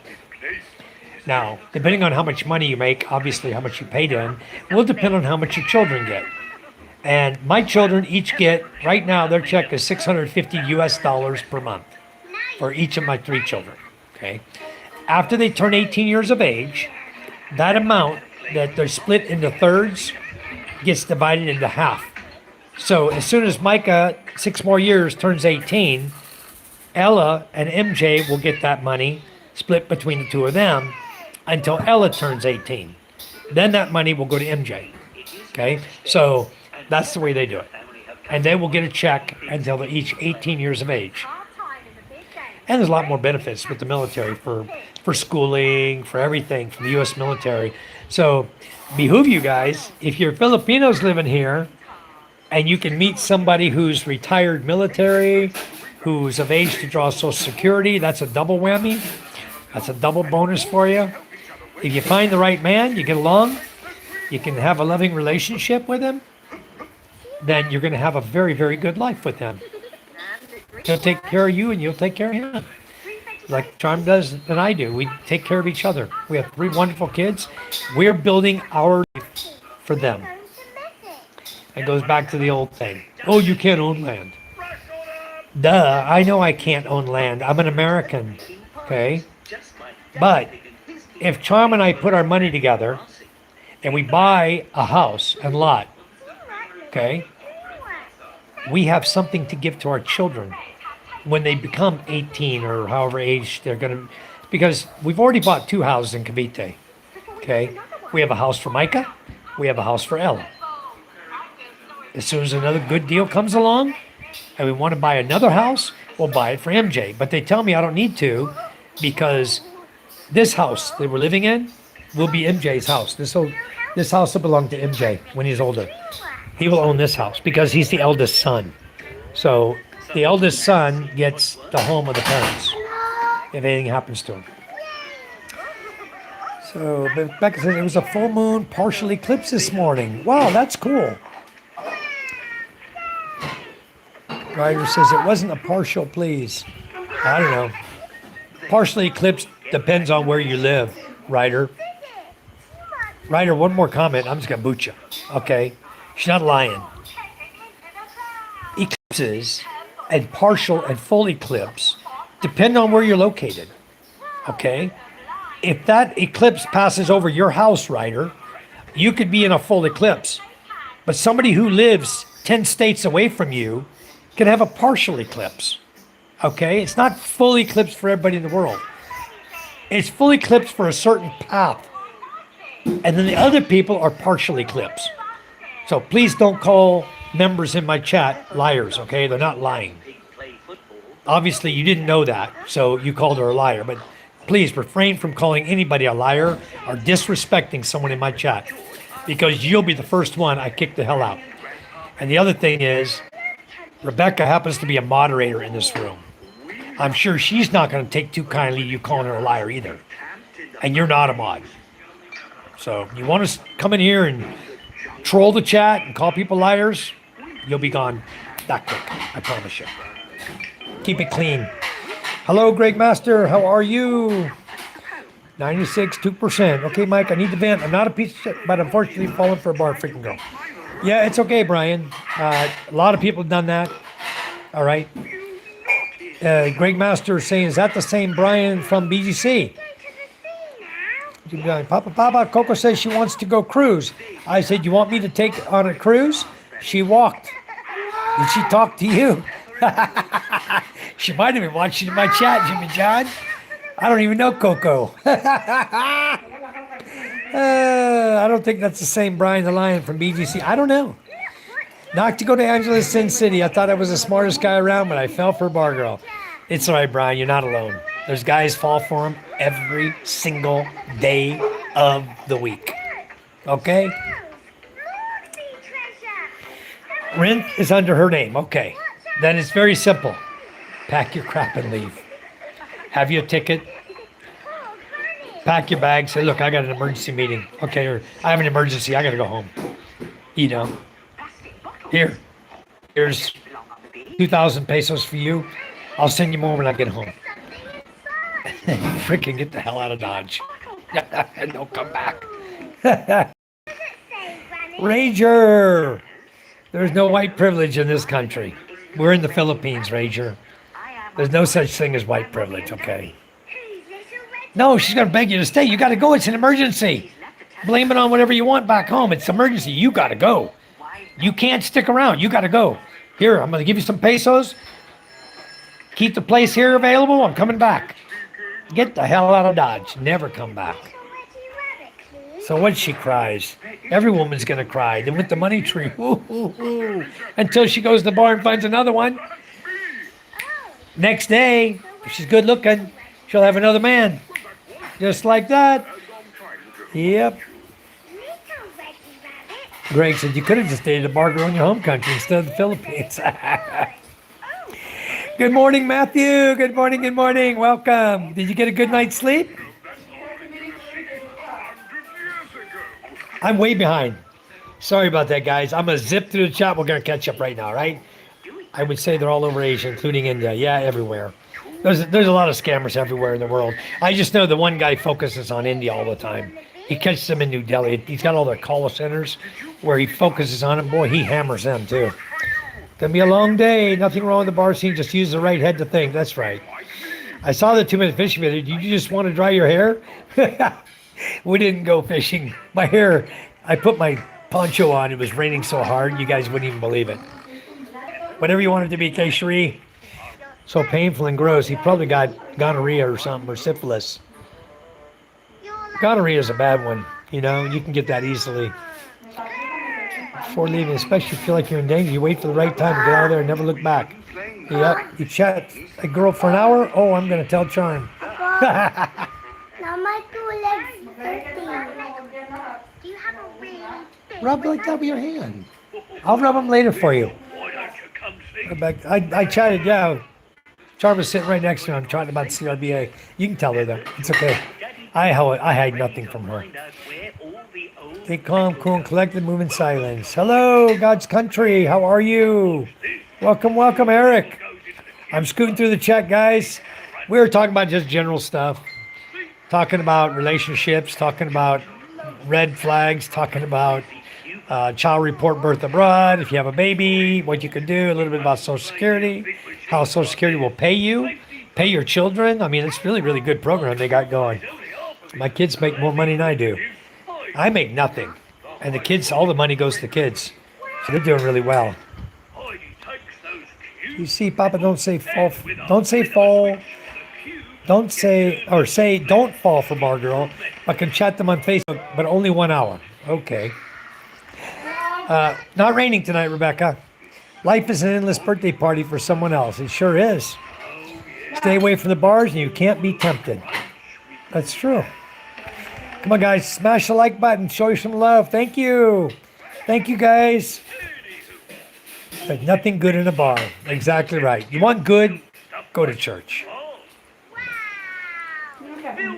All right. Not red light bar. Okay, I'm skipping the chat, guys. We're cruising through it. Blue Doberman says, what the hell's wrong with you? I don't know. I know what's going to be wrong with you if you don't come in and be nice. If you don't say hi and be a real person. Do you approach everybody and ask them, what the hell's wrong with you? You walk up to somebody on the street, say, what the hell's wrong with you? Is that your first words to people you meet? It's not the way I approach people. I approach people nicely. I say, hi, how are you doing? What's your name? Hi, I'm Mike. Offer your hand in friendship. I don't come in and say, what the hell's wrong with you? Blue Doberman, huh? Anyway, I'm at the bottom of the chat that I have existing on my phone. Jeff, come on. Am I at the bottom of the chat? Did I catch up with everybody? You want rice, Jeff? Anyway, how the hell you been, Matthew? Need sleep good? You want Yeah. rice? You know, guys, when you go into YouTube, it's just general. It's like meeting someone on the street. You don't walk in and cuss them out. You don't walk them and ask them, what the hell are you doing here? What's going on? Once you walk in and say, hi, nice to meet you. How you doing? I gave you a like and a subscription. Thank you. But it's free. I don't have to do anything for it. I don't have to pay you for it. I can give you a subscription and like your channel, and it doesn't cost me a damn thing. But I'm here in your channel to say hi to you. Hi. How you doing, Blue Doberman? Nice to meet you. I'm good. Just getting my day started. We'll be working till 6 in the morning. Wow. An all-nighter, huh? That sucks. Well, Matthew, you know what? Now my 1 foot and 2 foot and my feet hurt. Oh my God, what are we gonna do with you? You might as well just die. He's hurting all over. Matthew, I think I got to get to bed early tonight because I'm gonna get up at 3:30 in the morning and go fishing. Hey, Kenneth, how are you? Exactly. Treat others like you want to be treated. Don't come in somebody's house and knock the window out when you walk in the front door. Crazy. The people in this world these days, I mean, where's the respect? A little bit of respect goes a long ways, guys. It does. Just saying hi to people, you know, immediately is much better than saying, what the hell you doing? Who the hell are you? What are you doing? What are you talking about? Wow. Yeah, you'll probably be up for it. We're going to leave at, I think, around 3:30-ish. And then we'll be on the water by 4 in the morning. And it'll be dark. That's why I'm going to go live. I think I'm going to go live. But I'm probably not going to, I don't know, maybe I'll just do general chat with you guys as we're going out. If we can hear over the diesel engines. Now this one, I put the 25 horsepower exhaust out the side of the boat. So that's going out instead of being inside the boat making more noise.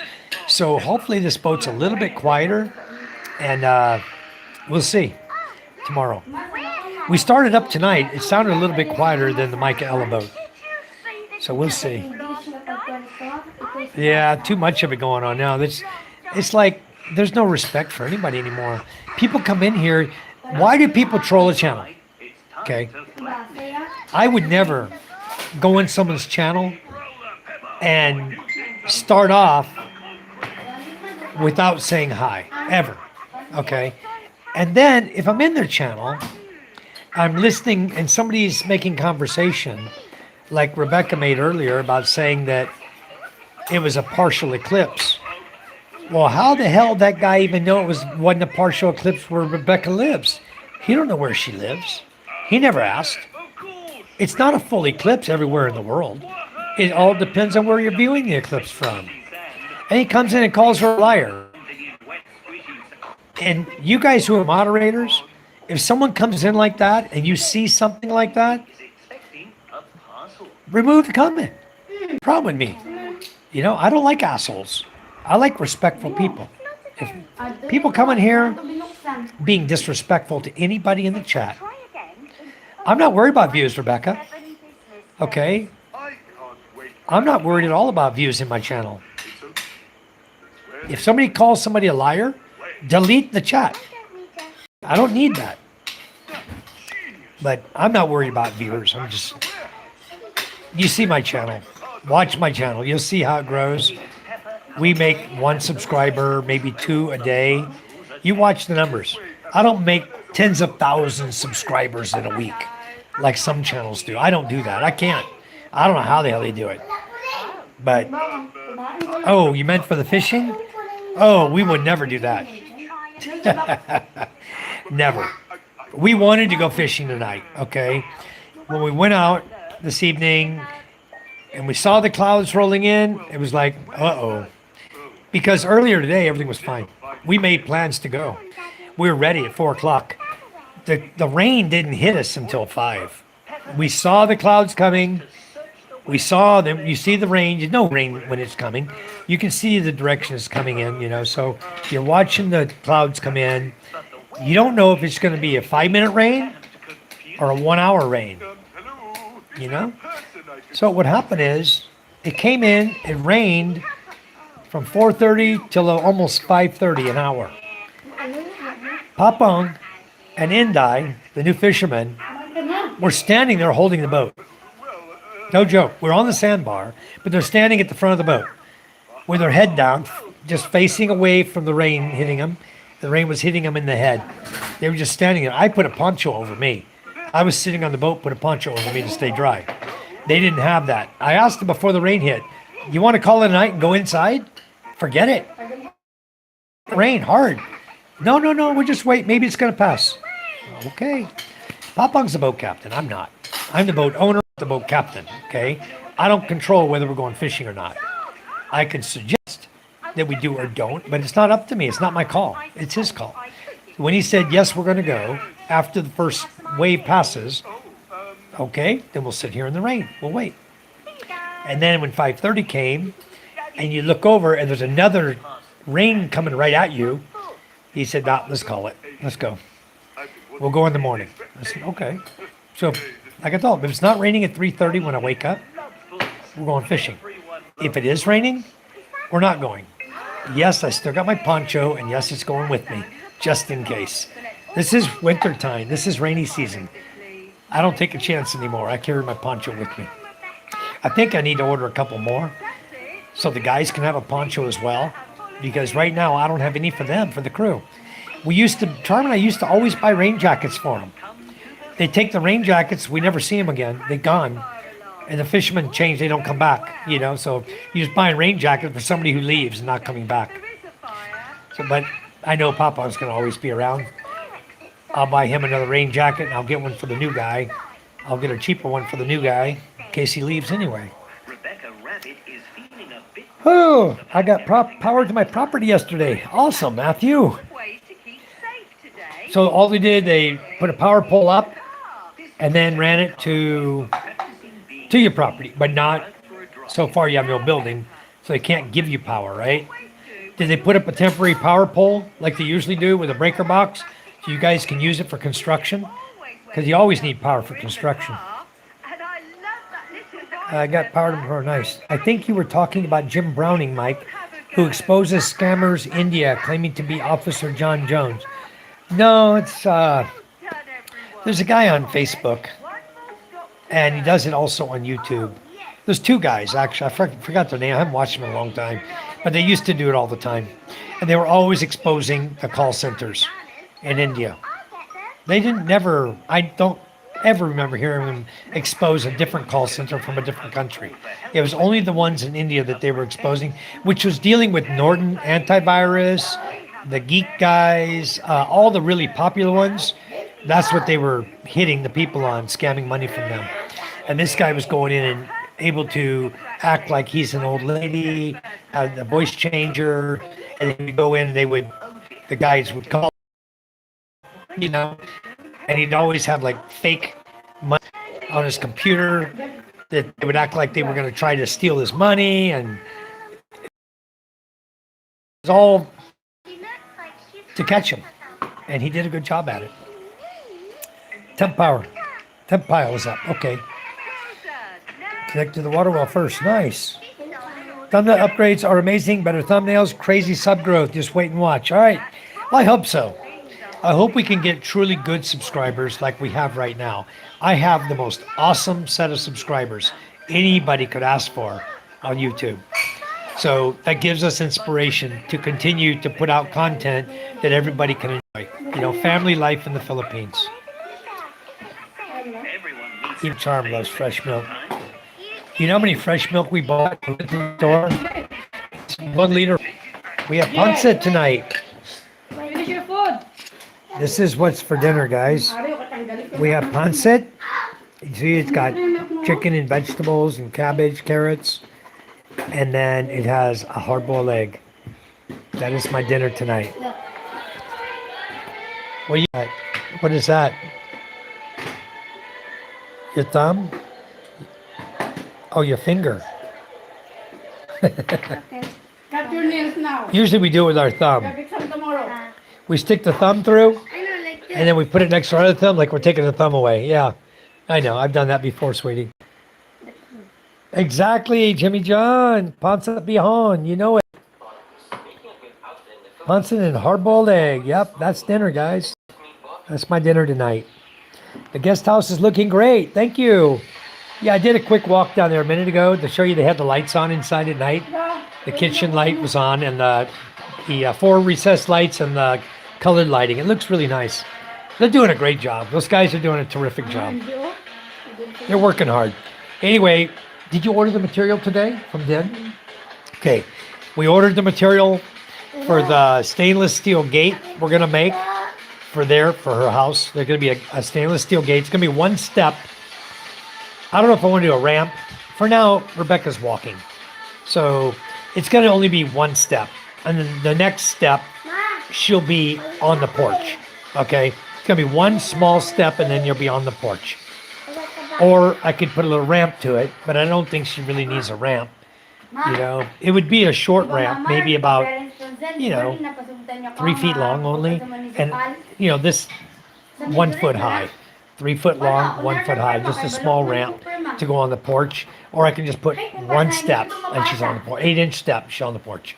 So I'm thinking just do a step there, because we want the porch to be raised up to exactly the same level as the rest of the flooring in the house. The flooring for the kitchen and the master bedroom are identical. There's no bumps. It's the same exact height. The tile will be smooth all the way across. Okay? And then when you come out from the front door, the tile will be smooth all the way across. Not like I have. I got a trip hazard at my front door, guys. And you remember that when you come here, okay? Remember to pick your feet up when you come in the front door, or you're liable to trip. Right here, that's the trip hazard right here, okay? It's a little lip. It's enough to stub your toe on, okay? It's not level. It should have been done level. They would have only had to raise up the cement another inch. And I think if we ever decide to change the tile in the front again, that's going to come up and be flush from that point on, because it sucks having bumps like that. But the step we're going to give is like this.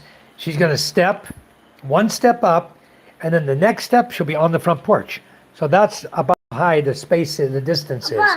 1 step up, and then she'll be on the porch. So, but, 1 people here, and 1 people here, wow. and 1 people here. Wow, you're going to be quite the musician. You can play all those instruments, huh? Wow. And you have a microphone. John, where? And she's making pancit for everybody. And Charm shared the pancit with all the neighbors because the lady made it for us. I'm looking for a fork. I'm looking in the wrong place. Forks are over here. I bought this machine here. You put water in it about halfway. When you plug it in, it heats up and sterilizes your forks and your spoons for you. So after you wash them over in the sink, you bring them over here. If you wash and rinse them, you put them in here face down, and then it's like a restaurant. It'll sterilize your utensils for you. So our utensils are always sterilized and clean. Oh, she's already got it on my plate. What am I doing? Anyway. All right. Oh. Poncho's a raincoat. Yeah. What's a poncho? It's a raincoat. It has a hood on top, and then it covers your whole body. Sometimes if you're riding on a motorcycle, if you have a poncho and you're riding your bike, it'll have a place for your arms to come out to hold the motorcycle, handlebars, right? And it'll have little snaps on the side so you can snap it. And then it pretty much keeps you dry, keeps your head dry, especially if you're wearing a helmet. You put your face mask down, your face will stay, your head will stay dry. And then your body, because the helmet's coming down over the top of the thing on the poncho, it's got like a tie string, right? So your helmet comes down here. So your whole body, it'll cover you and you'll stay dry when you ride the motorcycle. Okay, it's like a raincoat, poncho.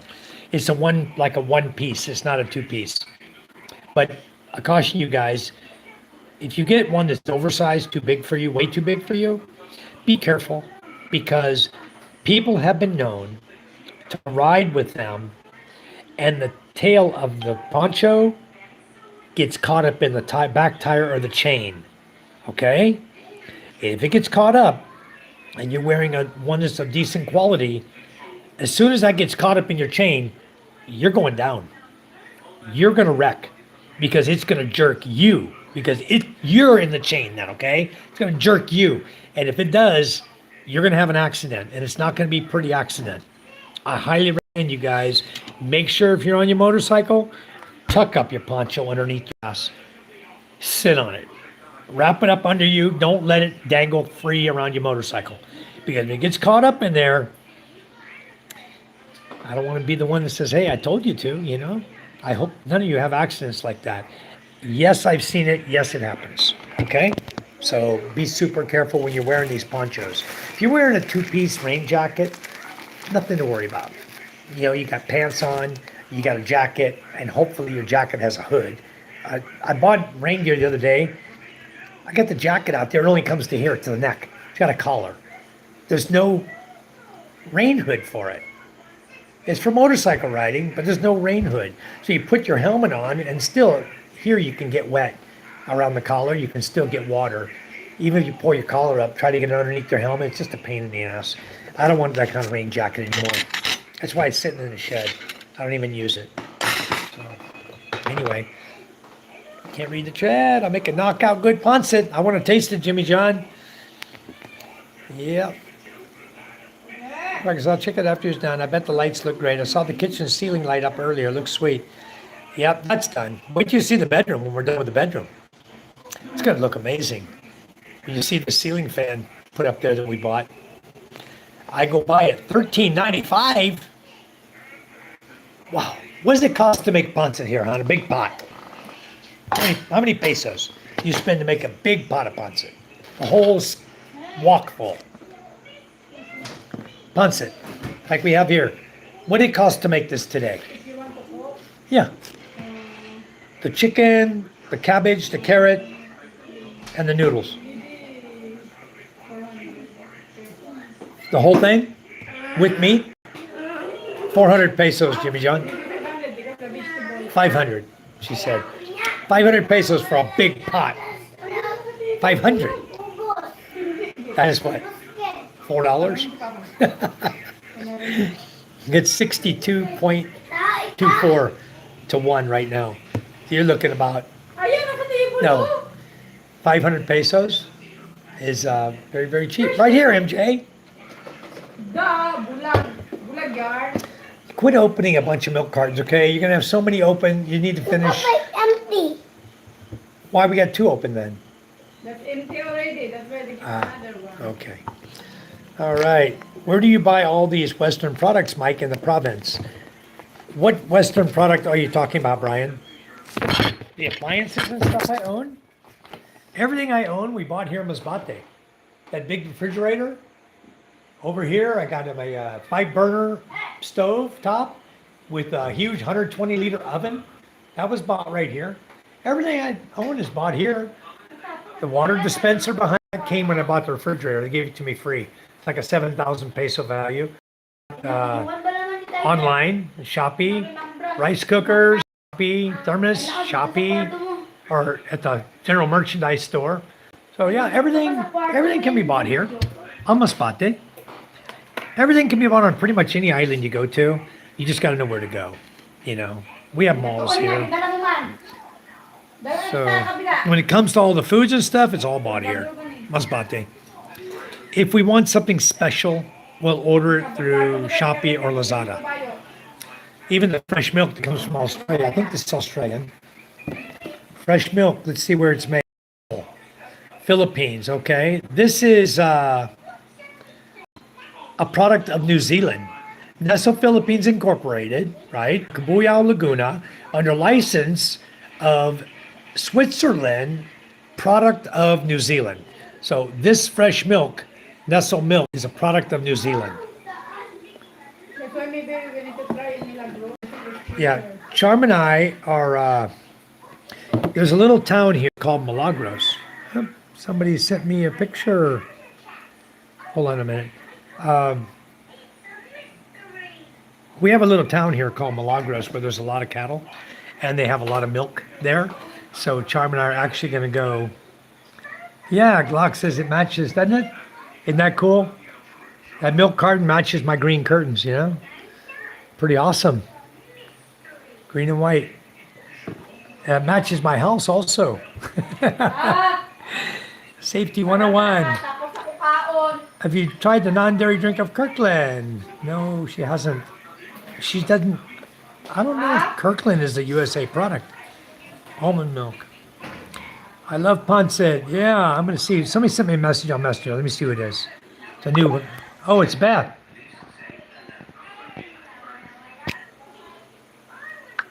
Okay. That was my friend Beth. I need to ask her about that jet ski she's selling. She has a 3-seater jet ski. A friend of hers has it. It's a Sea-Doo. Like brand new. Hardly used at all. And she told me it was 600,000 pesos, which is about half the cost of a new one. I need to ask her about it. She sent me a message. I'm going to ask her about it later. We don't have money. Of course we don't. We have guys that want to buy it that have money, not us. Make a pot for me, bag it up, 1 serving. I'll go sell it to the bar girl, 50 peso each. Probably make a lot of money. Oats, soy, vanilla, and yes, almond, unsweetened, non-dairy beverages. A friend sent him spice and seasoning from you. Is that what you were talking about, the spices? Yeah, the Chick-fil-A. If you're talking about the Chick-fil-A and other spices I had,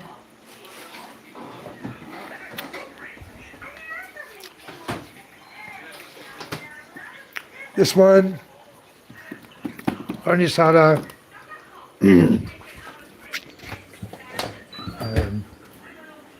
this one, Chick-fil-A. These were all sent to me by Vegas Will from Las Vegas. Everything else you buy. Tortillas we buy here, local. Cheese, everything we order. We buy everything. I don't know what else is Western products. This is a big old stove. I could cook 2 turkeys in this sucker. This is huge. Refrigerator. I mean, it's no appliances. We don't have, our washer is a standard Filipino washing machine. You saw on the video I posted on YouTube this morning. Doing laundry. Oh, yeah, Kirkland's a good brand. That's cool they have it there. Yeah, they have Kirkland. They also have this online. It's sold by SNR. Okay, like Costco. This one is an SNR product. Product of India. See right there, it says product of India. Sold through Quezon City. But this is exclusively available in SNR. And then when my friend Jeff came to visit me for my birthday, he brought me 2 of these. Jeff Babb, who's in our chat all the time, he bought me 2 of these. Captain Peanut, this is smooth peanut butter spread. Okay. And then he brought me my favorite, this whole jar of the Red Rooster. I love it. That was my birthday present from Jeff. What an awesome present, guys. He knows what I like. See, I always have it here on my table, too. My Red Rooster, and he bought me a big old jar of it. Thank you, Jeff. So much appreciated. He never did give me the price of the Persian kitten. Charm might want to get one. Depends on the price. If Vanjie will give her a good price for it. No, budget reason me. She said she did one to us, but she said no need because girl. Well, the kids really want one. Yes. You know, I almost don't mind. Tiger's a beautiful cat. And he's half Persian. Can you imagine if you mix a Persian and a Persian, 2 half Persians? One of the babies will be full Persian. It looks absolutely beautiful. The bloodlines will mix. The 2 half Persians can make a full Persian. He's Maine Coon and Persian mix, and hers is Persian and something else mix. Okay, Becca's not here yet. Jet ski is expensive. Yes, it is, K-Cherie. I think Matthew and Luke were talking about buying a jet ski for over here. Yeah, Kirkland's private label brand of Costco. There you go. I have that peanut butter too. Yep, that's good peanut butter. I love the crunchy. This is the crunchy one. That's what I had, a peanut butter sandwich today with honey. I have real honey too that Charm and I buy. You can tell our honey is real, and in it, I don't know if you can see it, in it when you look in it, there's a lot of honeycomb still in our honey. This is spun from real honeycomb. We buy real honey. I have another one.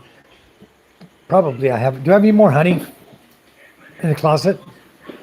I want to show them one that has, hold on guys, I'll show you how we buy it. You'll see it's real honey with honeycomb in it. Hold on.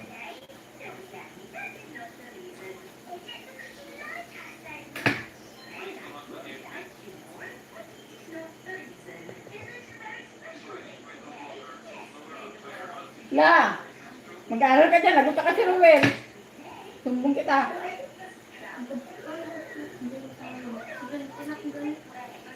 Bahala ka. Yeah, they don't put a lot of honeycomb in it, but it's in there. You can see it right there in the top of the bottle here. The honeycomb is all at the top. That's all honeycomb from real spun honeycomb, real spun honey. So this is real honey. And it's not that fake crap they sell. You know, there's your, now you can see honeycomb in here. That one looks like it has some bee bread in it from the hive. So anyway, yeah, look at that. Look how thick that is. You can see that. I'll show you the bubble going up through it. Watch this. Here you go. That's real honey. Anyway, Charm and I like good food. Hold on just a minute. I'm going to go flip this. Put it back in the closet where we can store it. We always keep it, stuff stored in a cool place to keep everything from getting... See, look at this. This is my stock. Look at this. I have plenty of stock. We stock all kinds of food and stuff and supplies. You see, I have 2 more jars here of the Red Rooster. This is where we stock stuff like a halo halo, tomato paste, fruit cocktail, butter. I like this one too. Have you tried this Keishari? Extra spicy crispy fry? You ought to try this. This is really, really good. We'll make some when you get here. We'll make some fried chicken out of that. Down here, just a bunch of canned goods, corns and ketchups and everything you need. Staple stuff you need to survive. That's what we keep in there.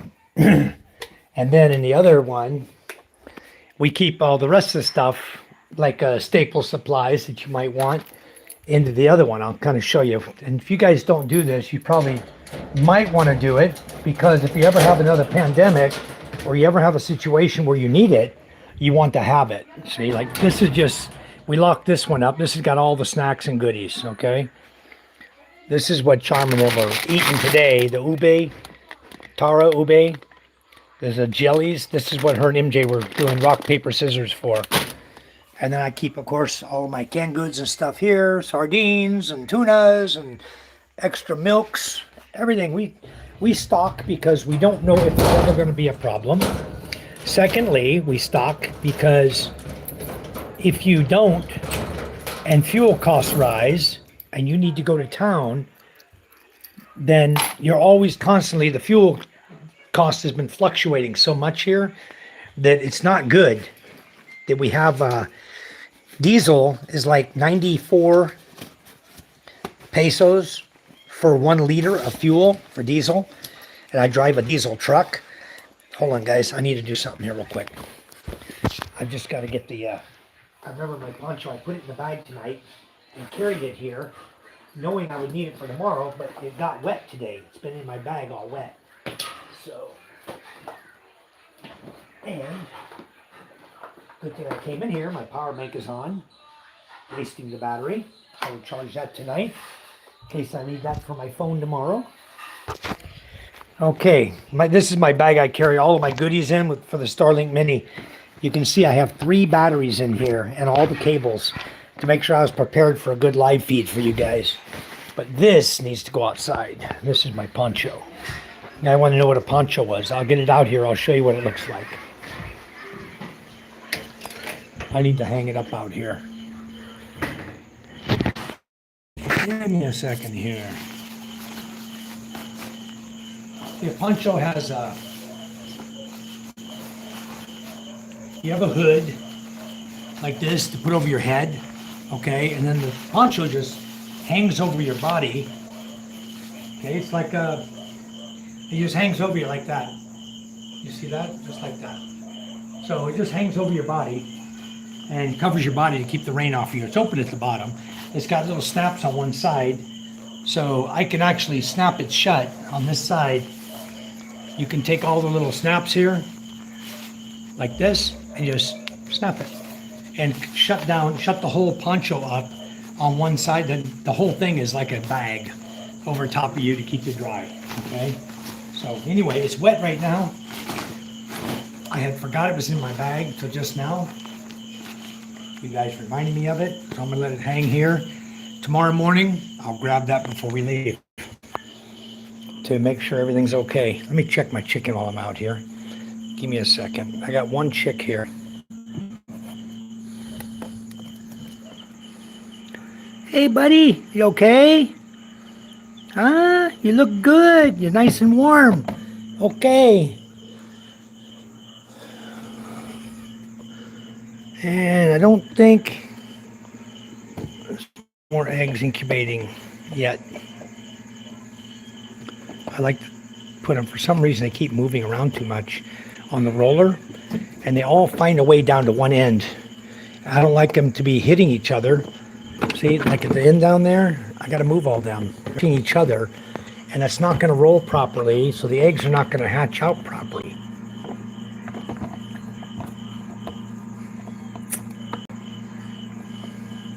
They're touching next to each other, they won't hatch out properly. And yeah, Rebecca, I need to do the good egg bad thing with these too, huh? Because the guy that brought me all these eggs, these white ones, the brown ones are mine. They came from my Rhode Island Red chicks, my hens. Okay, I have Rhode Island Red, rooster, and hen. So I know they're legit, and I know I'm going to get eggs. These are fertile. The ones that aren't fertile are these other little guys. The white ones, I don't think they're fertile. They've been in here a long time, and they're not hatching. So anyway, I got to talk to Rodell and Kimberly and say, hey, I don't think your eggs are going to hatch. Because the rest of them in here, the brown ones are all mine. The white ones are theirs. So anyway, still got water. Okay. All right, we're good. Chicks are good. Hey, Smokey, what you doing, buddy? My dog. Huh? Yeah, I just checked. The chick's fine. I need to give him water in the morning. Got water now, but I want to give him more water in the morning. Clean that tray out and give him more water. But they unplugged Huh? this afternoon, I think the kids. Oh, maybe they're using the Wi-Fi. Were they using the Wi-Fi? Okay. All right. You look like a good woman. Even the Kirkland white soap, Becca, not too harsh and light scent like ivory. Wow, Charm just bought some of that soap for the kids to use. They want to use that lightning soap or whatever. If you buy a jet ski, where would you store it? I have 3 beachfront properties here, Brian. I have plenty of room to store a jet ski. 3 beachfront properties. I love ivory. Wouldn't it get stolen? No. It won't get stolen here. Where I live, Brian, there's no theft. Everybody in the village is related to my wife. So 95% of the village, I'd say, are related to her.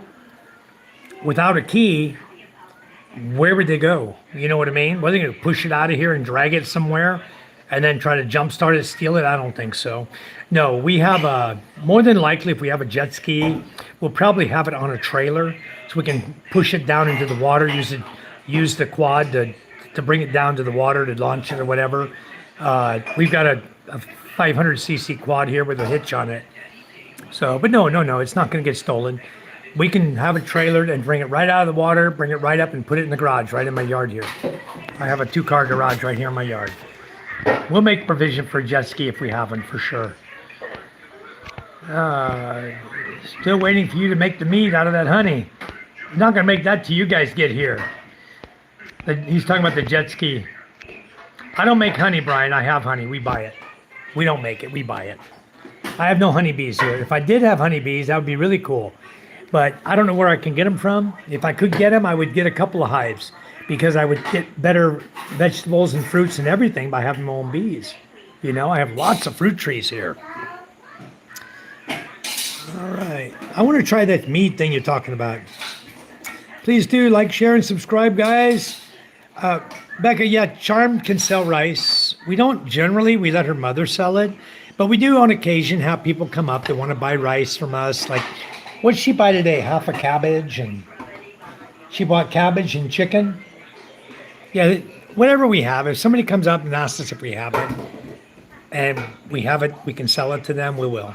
You know, if we have extra carrots or cabbage, if we've just gone shopping. And Charm bought like 4 heads of cabbage this time. So people know when you have groceries, and they come over to see if you have something they might need for their meal, then they'll buy it. We sell everything all the time. I've got frozen meats here. We sell ice. We sell vegetable. Pretty much whatever you want, if we got it, it'll get sold. We can always go back to the grocery store. A lot of people here don't even have transportation.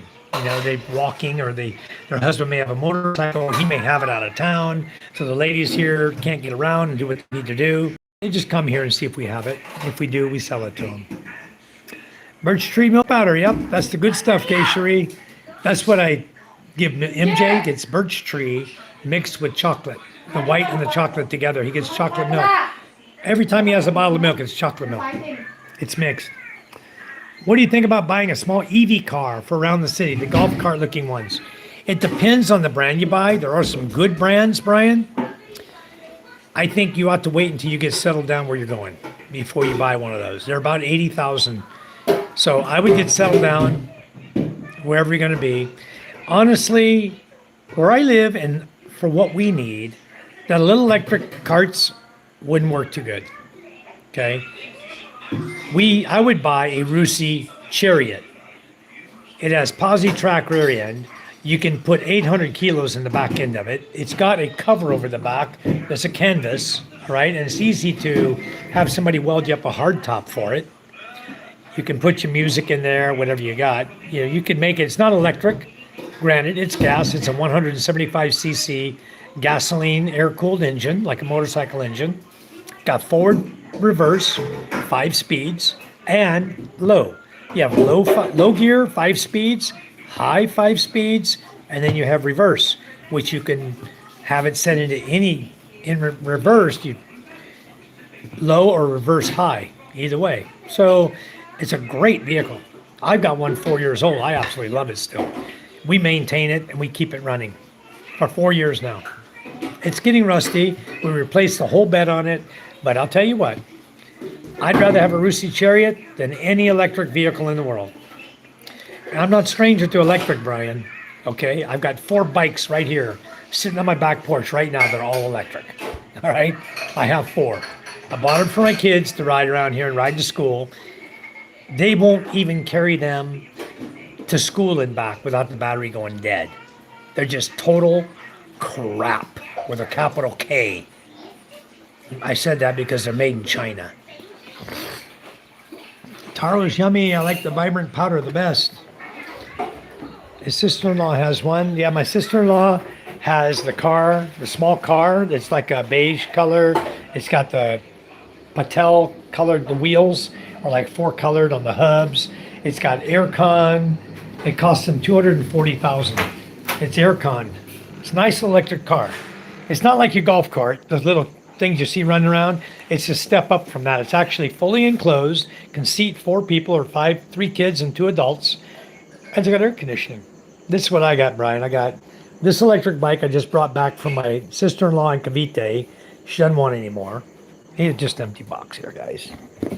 And then I had it open here because I was about to take one of these brand new batteries I put in it, pull it out and use it for my Wi-Fi Mini. But I got another one brand new that I use. It's the same size. These are 15 amp hour electric batteries.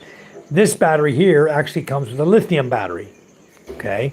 This one has a problem with well, it's dead right now, but it has a problem even when you power it on with a full battery, you go to give it fuel, go to give it the throttle, it doesn't move. It's got a problem with the controller. Okay. The blue one's got a flat tire, but it works. I fixed the flat, you can ride this one around. It's got brand new batteries. This one needs a controller, has a controller issue. I got a brand new controller up here in my shed that I bought that will probably be compatible. The red one here works. In fact, is she riding it? Oh, it's dead again. She kills it, parks it, and never charges it. It's crazy. And my son's little car, electric car, this changed it from the 12,000 RPM motors or 15,000 RPM motors that it came with. I put 40,000 RPM motors in the rear end.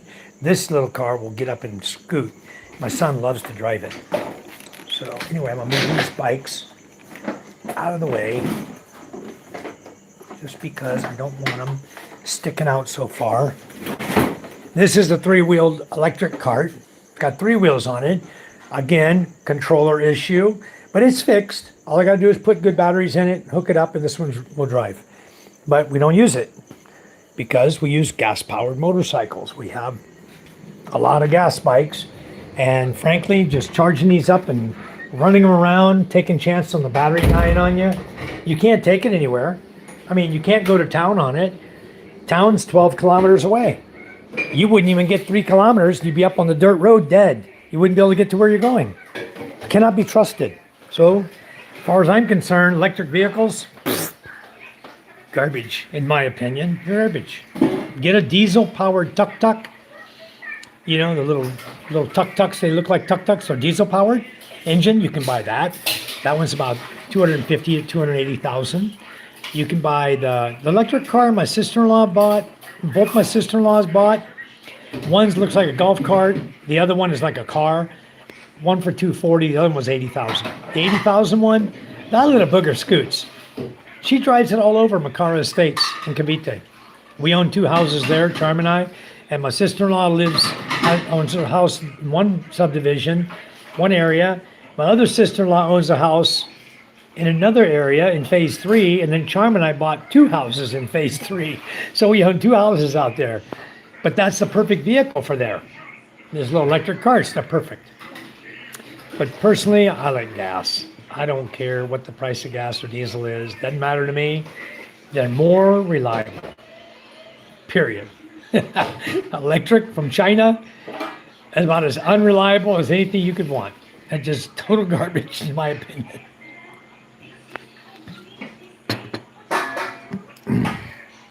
It's amazing. I'm more Filipino than American. Well, 15 years here. You'll be the same way, Brian. I don't go back to the USA. I live here. This is my home. So don't listen to people trying to talk you down about you can't own that. Okay. If you have a woman, I can't blame her. I got 3 boats, Brian. I own 3 fishing boats. So 3 boats or 1 jet ski. I don't know. That's a toss up. I might even trade one of those boats for a jet ski if I could find a good deal on one. Jet skis cost a lot more than my boats, that's for sure. They cost about, a cheap one costs about 3 times more than my boat costs. So, my boat are diesel powered engines in my boats. All right, Mike, looking at the eggs, if you can help answer that question, which one came first, the eggs or the chicken? Well, based on the fact Noah did not bring any eggs on the ark with him, and we still have chickens today, I would say the chicken came first. You guys can figure it out for yourselves. That's how I got it figured out. Didn't bring any eggs, okay?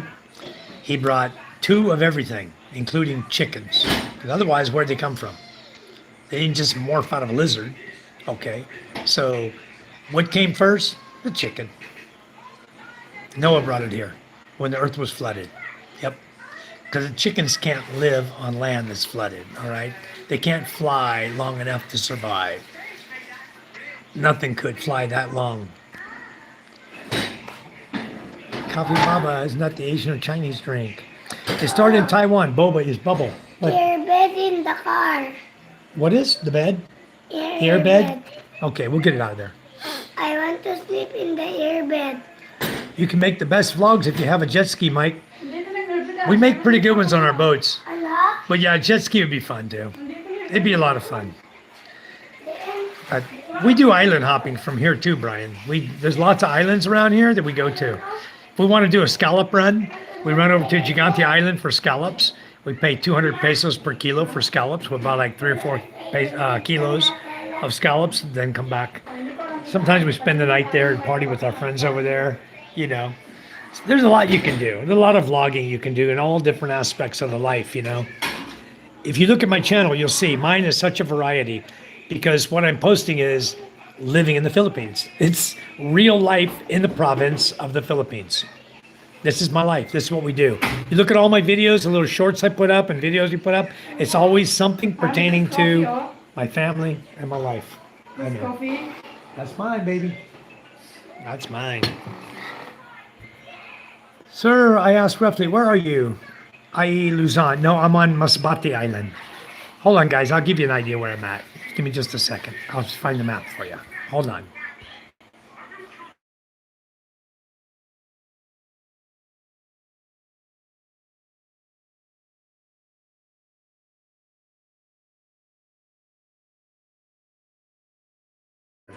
I'll give you a rough idea where I live. Hold on a second.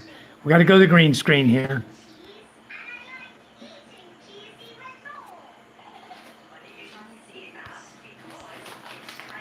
Okay. This is the Philippines, okay? The blue dot is where I'm located. Okay, the blue dot.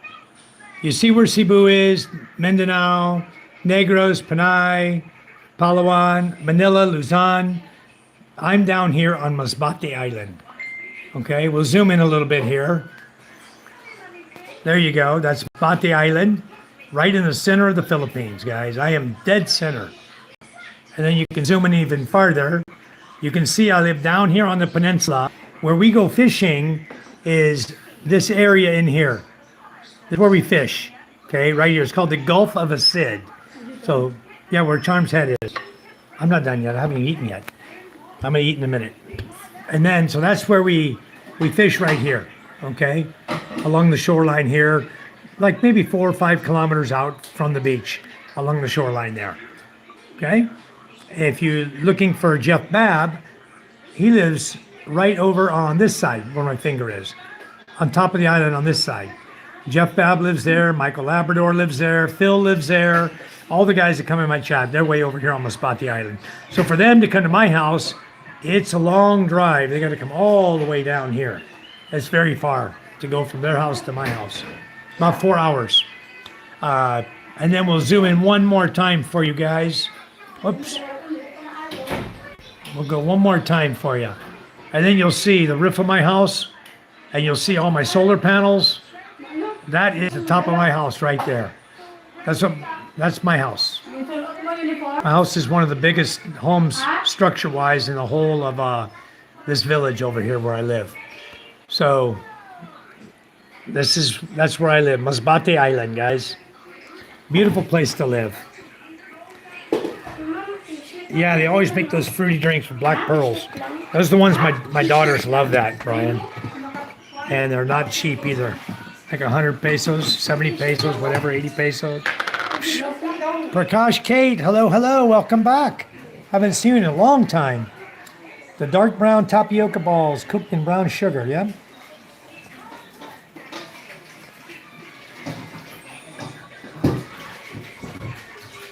$9.12, how you doing? Andy Gearbox. Mike, do you need a license for these golf carts? No, Brian. They are pretty fast. They do like 40 kilometers per hour. And the small ones like that, the four-wheelers, can do like 40 kilometers per hour. But again, as you lose battery power, they slow down. So they're very safe when you compare it to a bike, but you can't go on the highway, okay? You can go on the national roads, but you can't go on the highway. And maybe not in all cities. I don't know the rules exactly on all the electric vehicles, but I know some people are frowning on them because it's congesting traffic up. It's slowing everyone down with these electric bikes running around everywhere. And they're not licensed. The people are not licensed. So it causes issues because people are driving them unlicensed and don't even know the rules of the road. So there is becoming some controversy here where they're talking about maybe making the people get a license, you know? So we'll see what happens in the future. But right now, safety is the person riding, okay? It's not the vehicle you're riding in. It's how you conduct yourself in that vehicle or on that vehicle. If you want to be safe on a motorcycle, there's a way to be safe on a bike and there's a way to be an idiot on a bike, okay?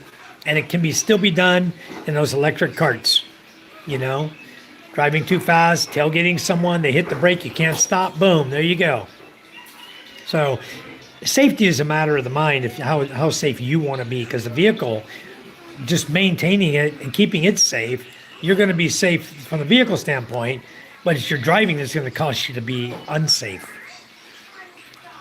Yep. Bring your water to boil, let the tapioca balls in with the brown sugar for a half hour.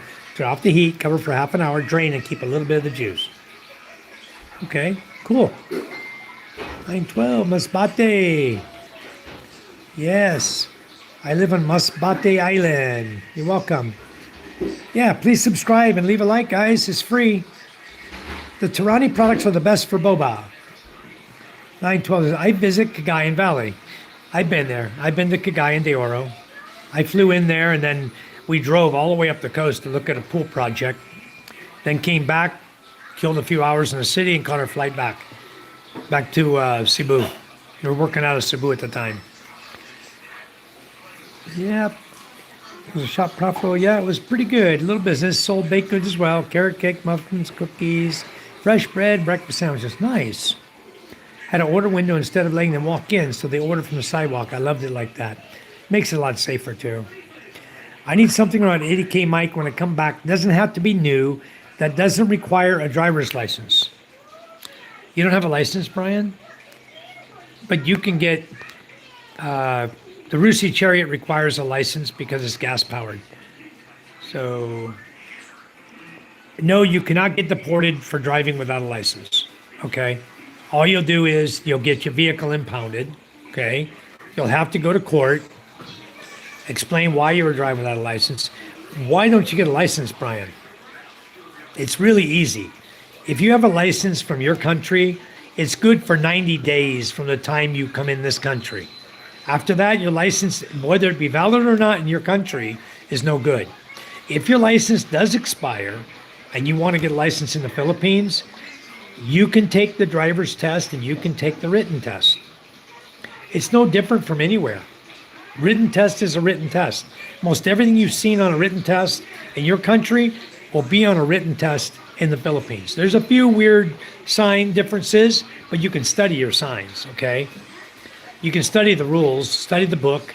There's like things on YouTube that's got LTO driver's license, and they got like 150 questions you can go through. And all of those out of the 150, some of them are going to be on your test, okay? So they're really giving you everything. And to get a license, you go to medical. As long as you're medically fit, you know, you can see properly, you have good eye, hand function, whatever. You have 2 hands, 2 feet, they'll probably give you a license. So license is easy here. And once you get it, if you don't get any tickets, the first license you get, whether it be for 3 years or maybe 5, the next license you can get is valid for 10 years. My license is good for 10 years, okay? Be a responsible adult and you won't get your license taken away from you, and you won't get your license, you'll be able to maintain a license and get it for 10 years. If you just do what you're supposed to do, you know? When you go island hopping, do you go on your own boat? Yeah, we usually take our own boat. We do have boat captains. We allow them to go too because they watch the boat while we go to shore and party. They take care of the boat for you. Sometimes you go with my uncle. He has a bigger boat and his cruise is pretty good. He's got a 40R5 diesel engine, 4-cylinder diesel engine. It can get up and scoop pretty good. So a lot of times we'll go with him. It takes about 2 hours to get the islands. But my new one now, the MJ boat, I think that one's going to take about 2 hours to get to the island, to Gigante Island now. It's a faster boat than my other boats.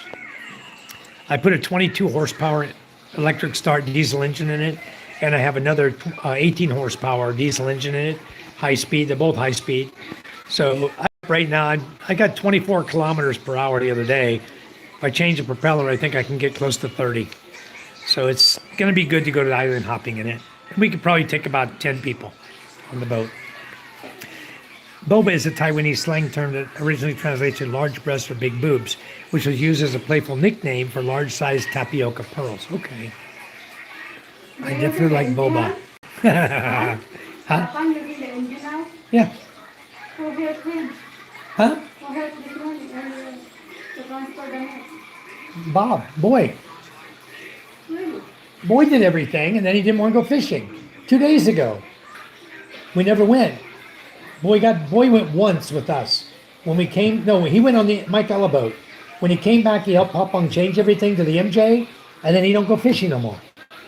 So never mind. He don't want to go.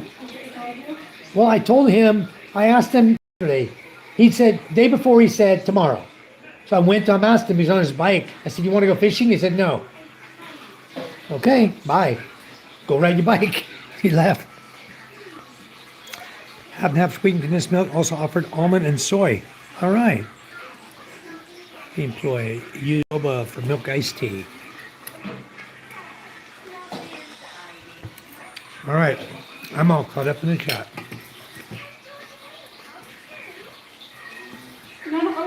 What I like on my pancit, Jimmy John, is calamansi. Spicy Nor's calamansi flavor. Good stuff.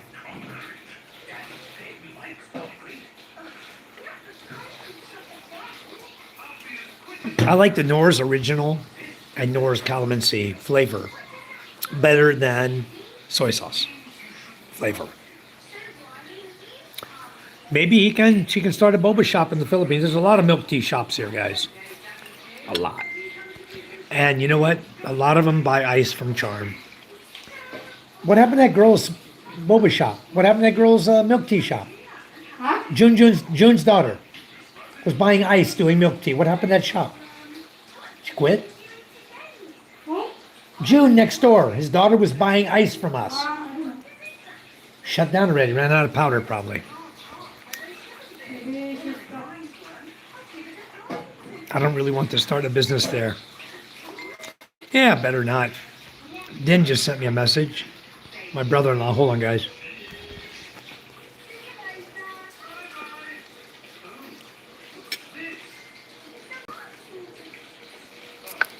He's always sharing new products with me he finds on Shopee. Cool stuff.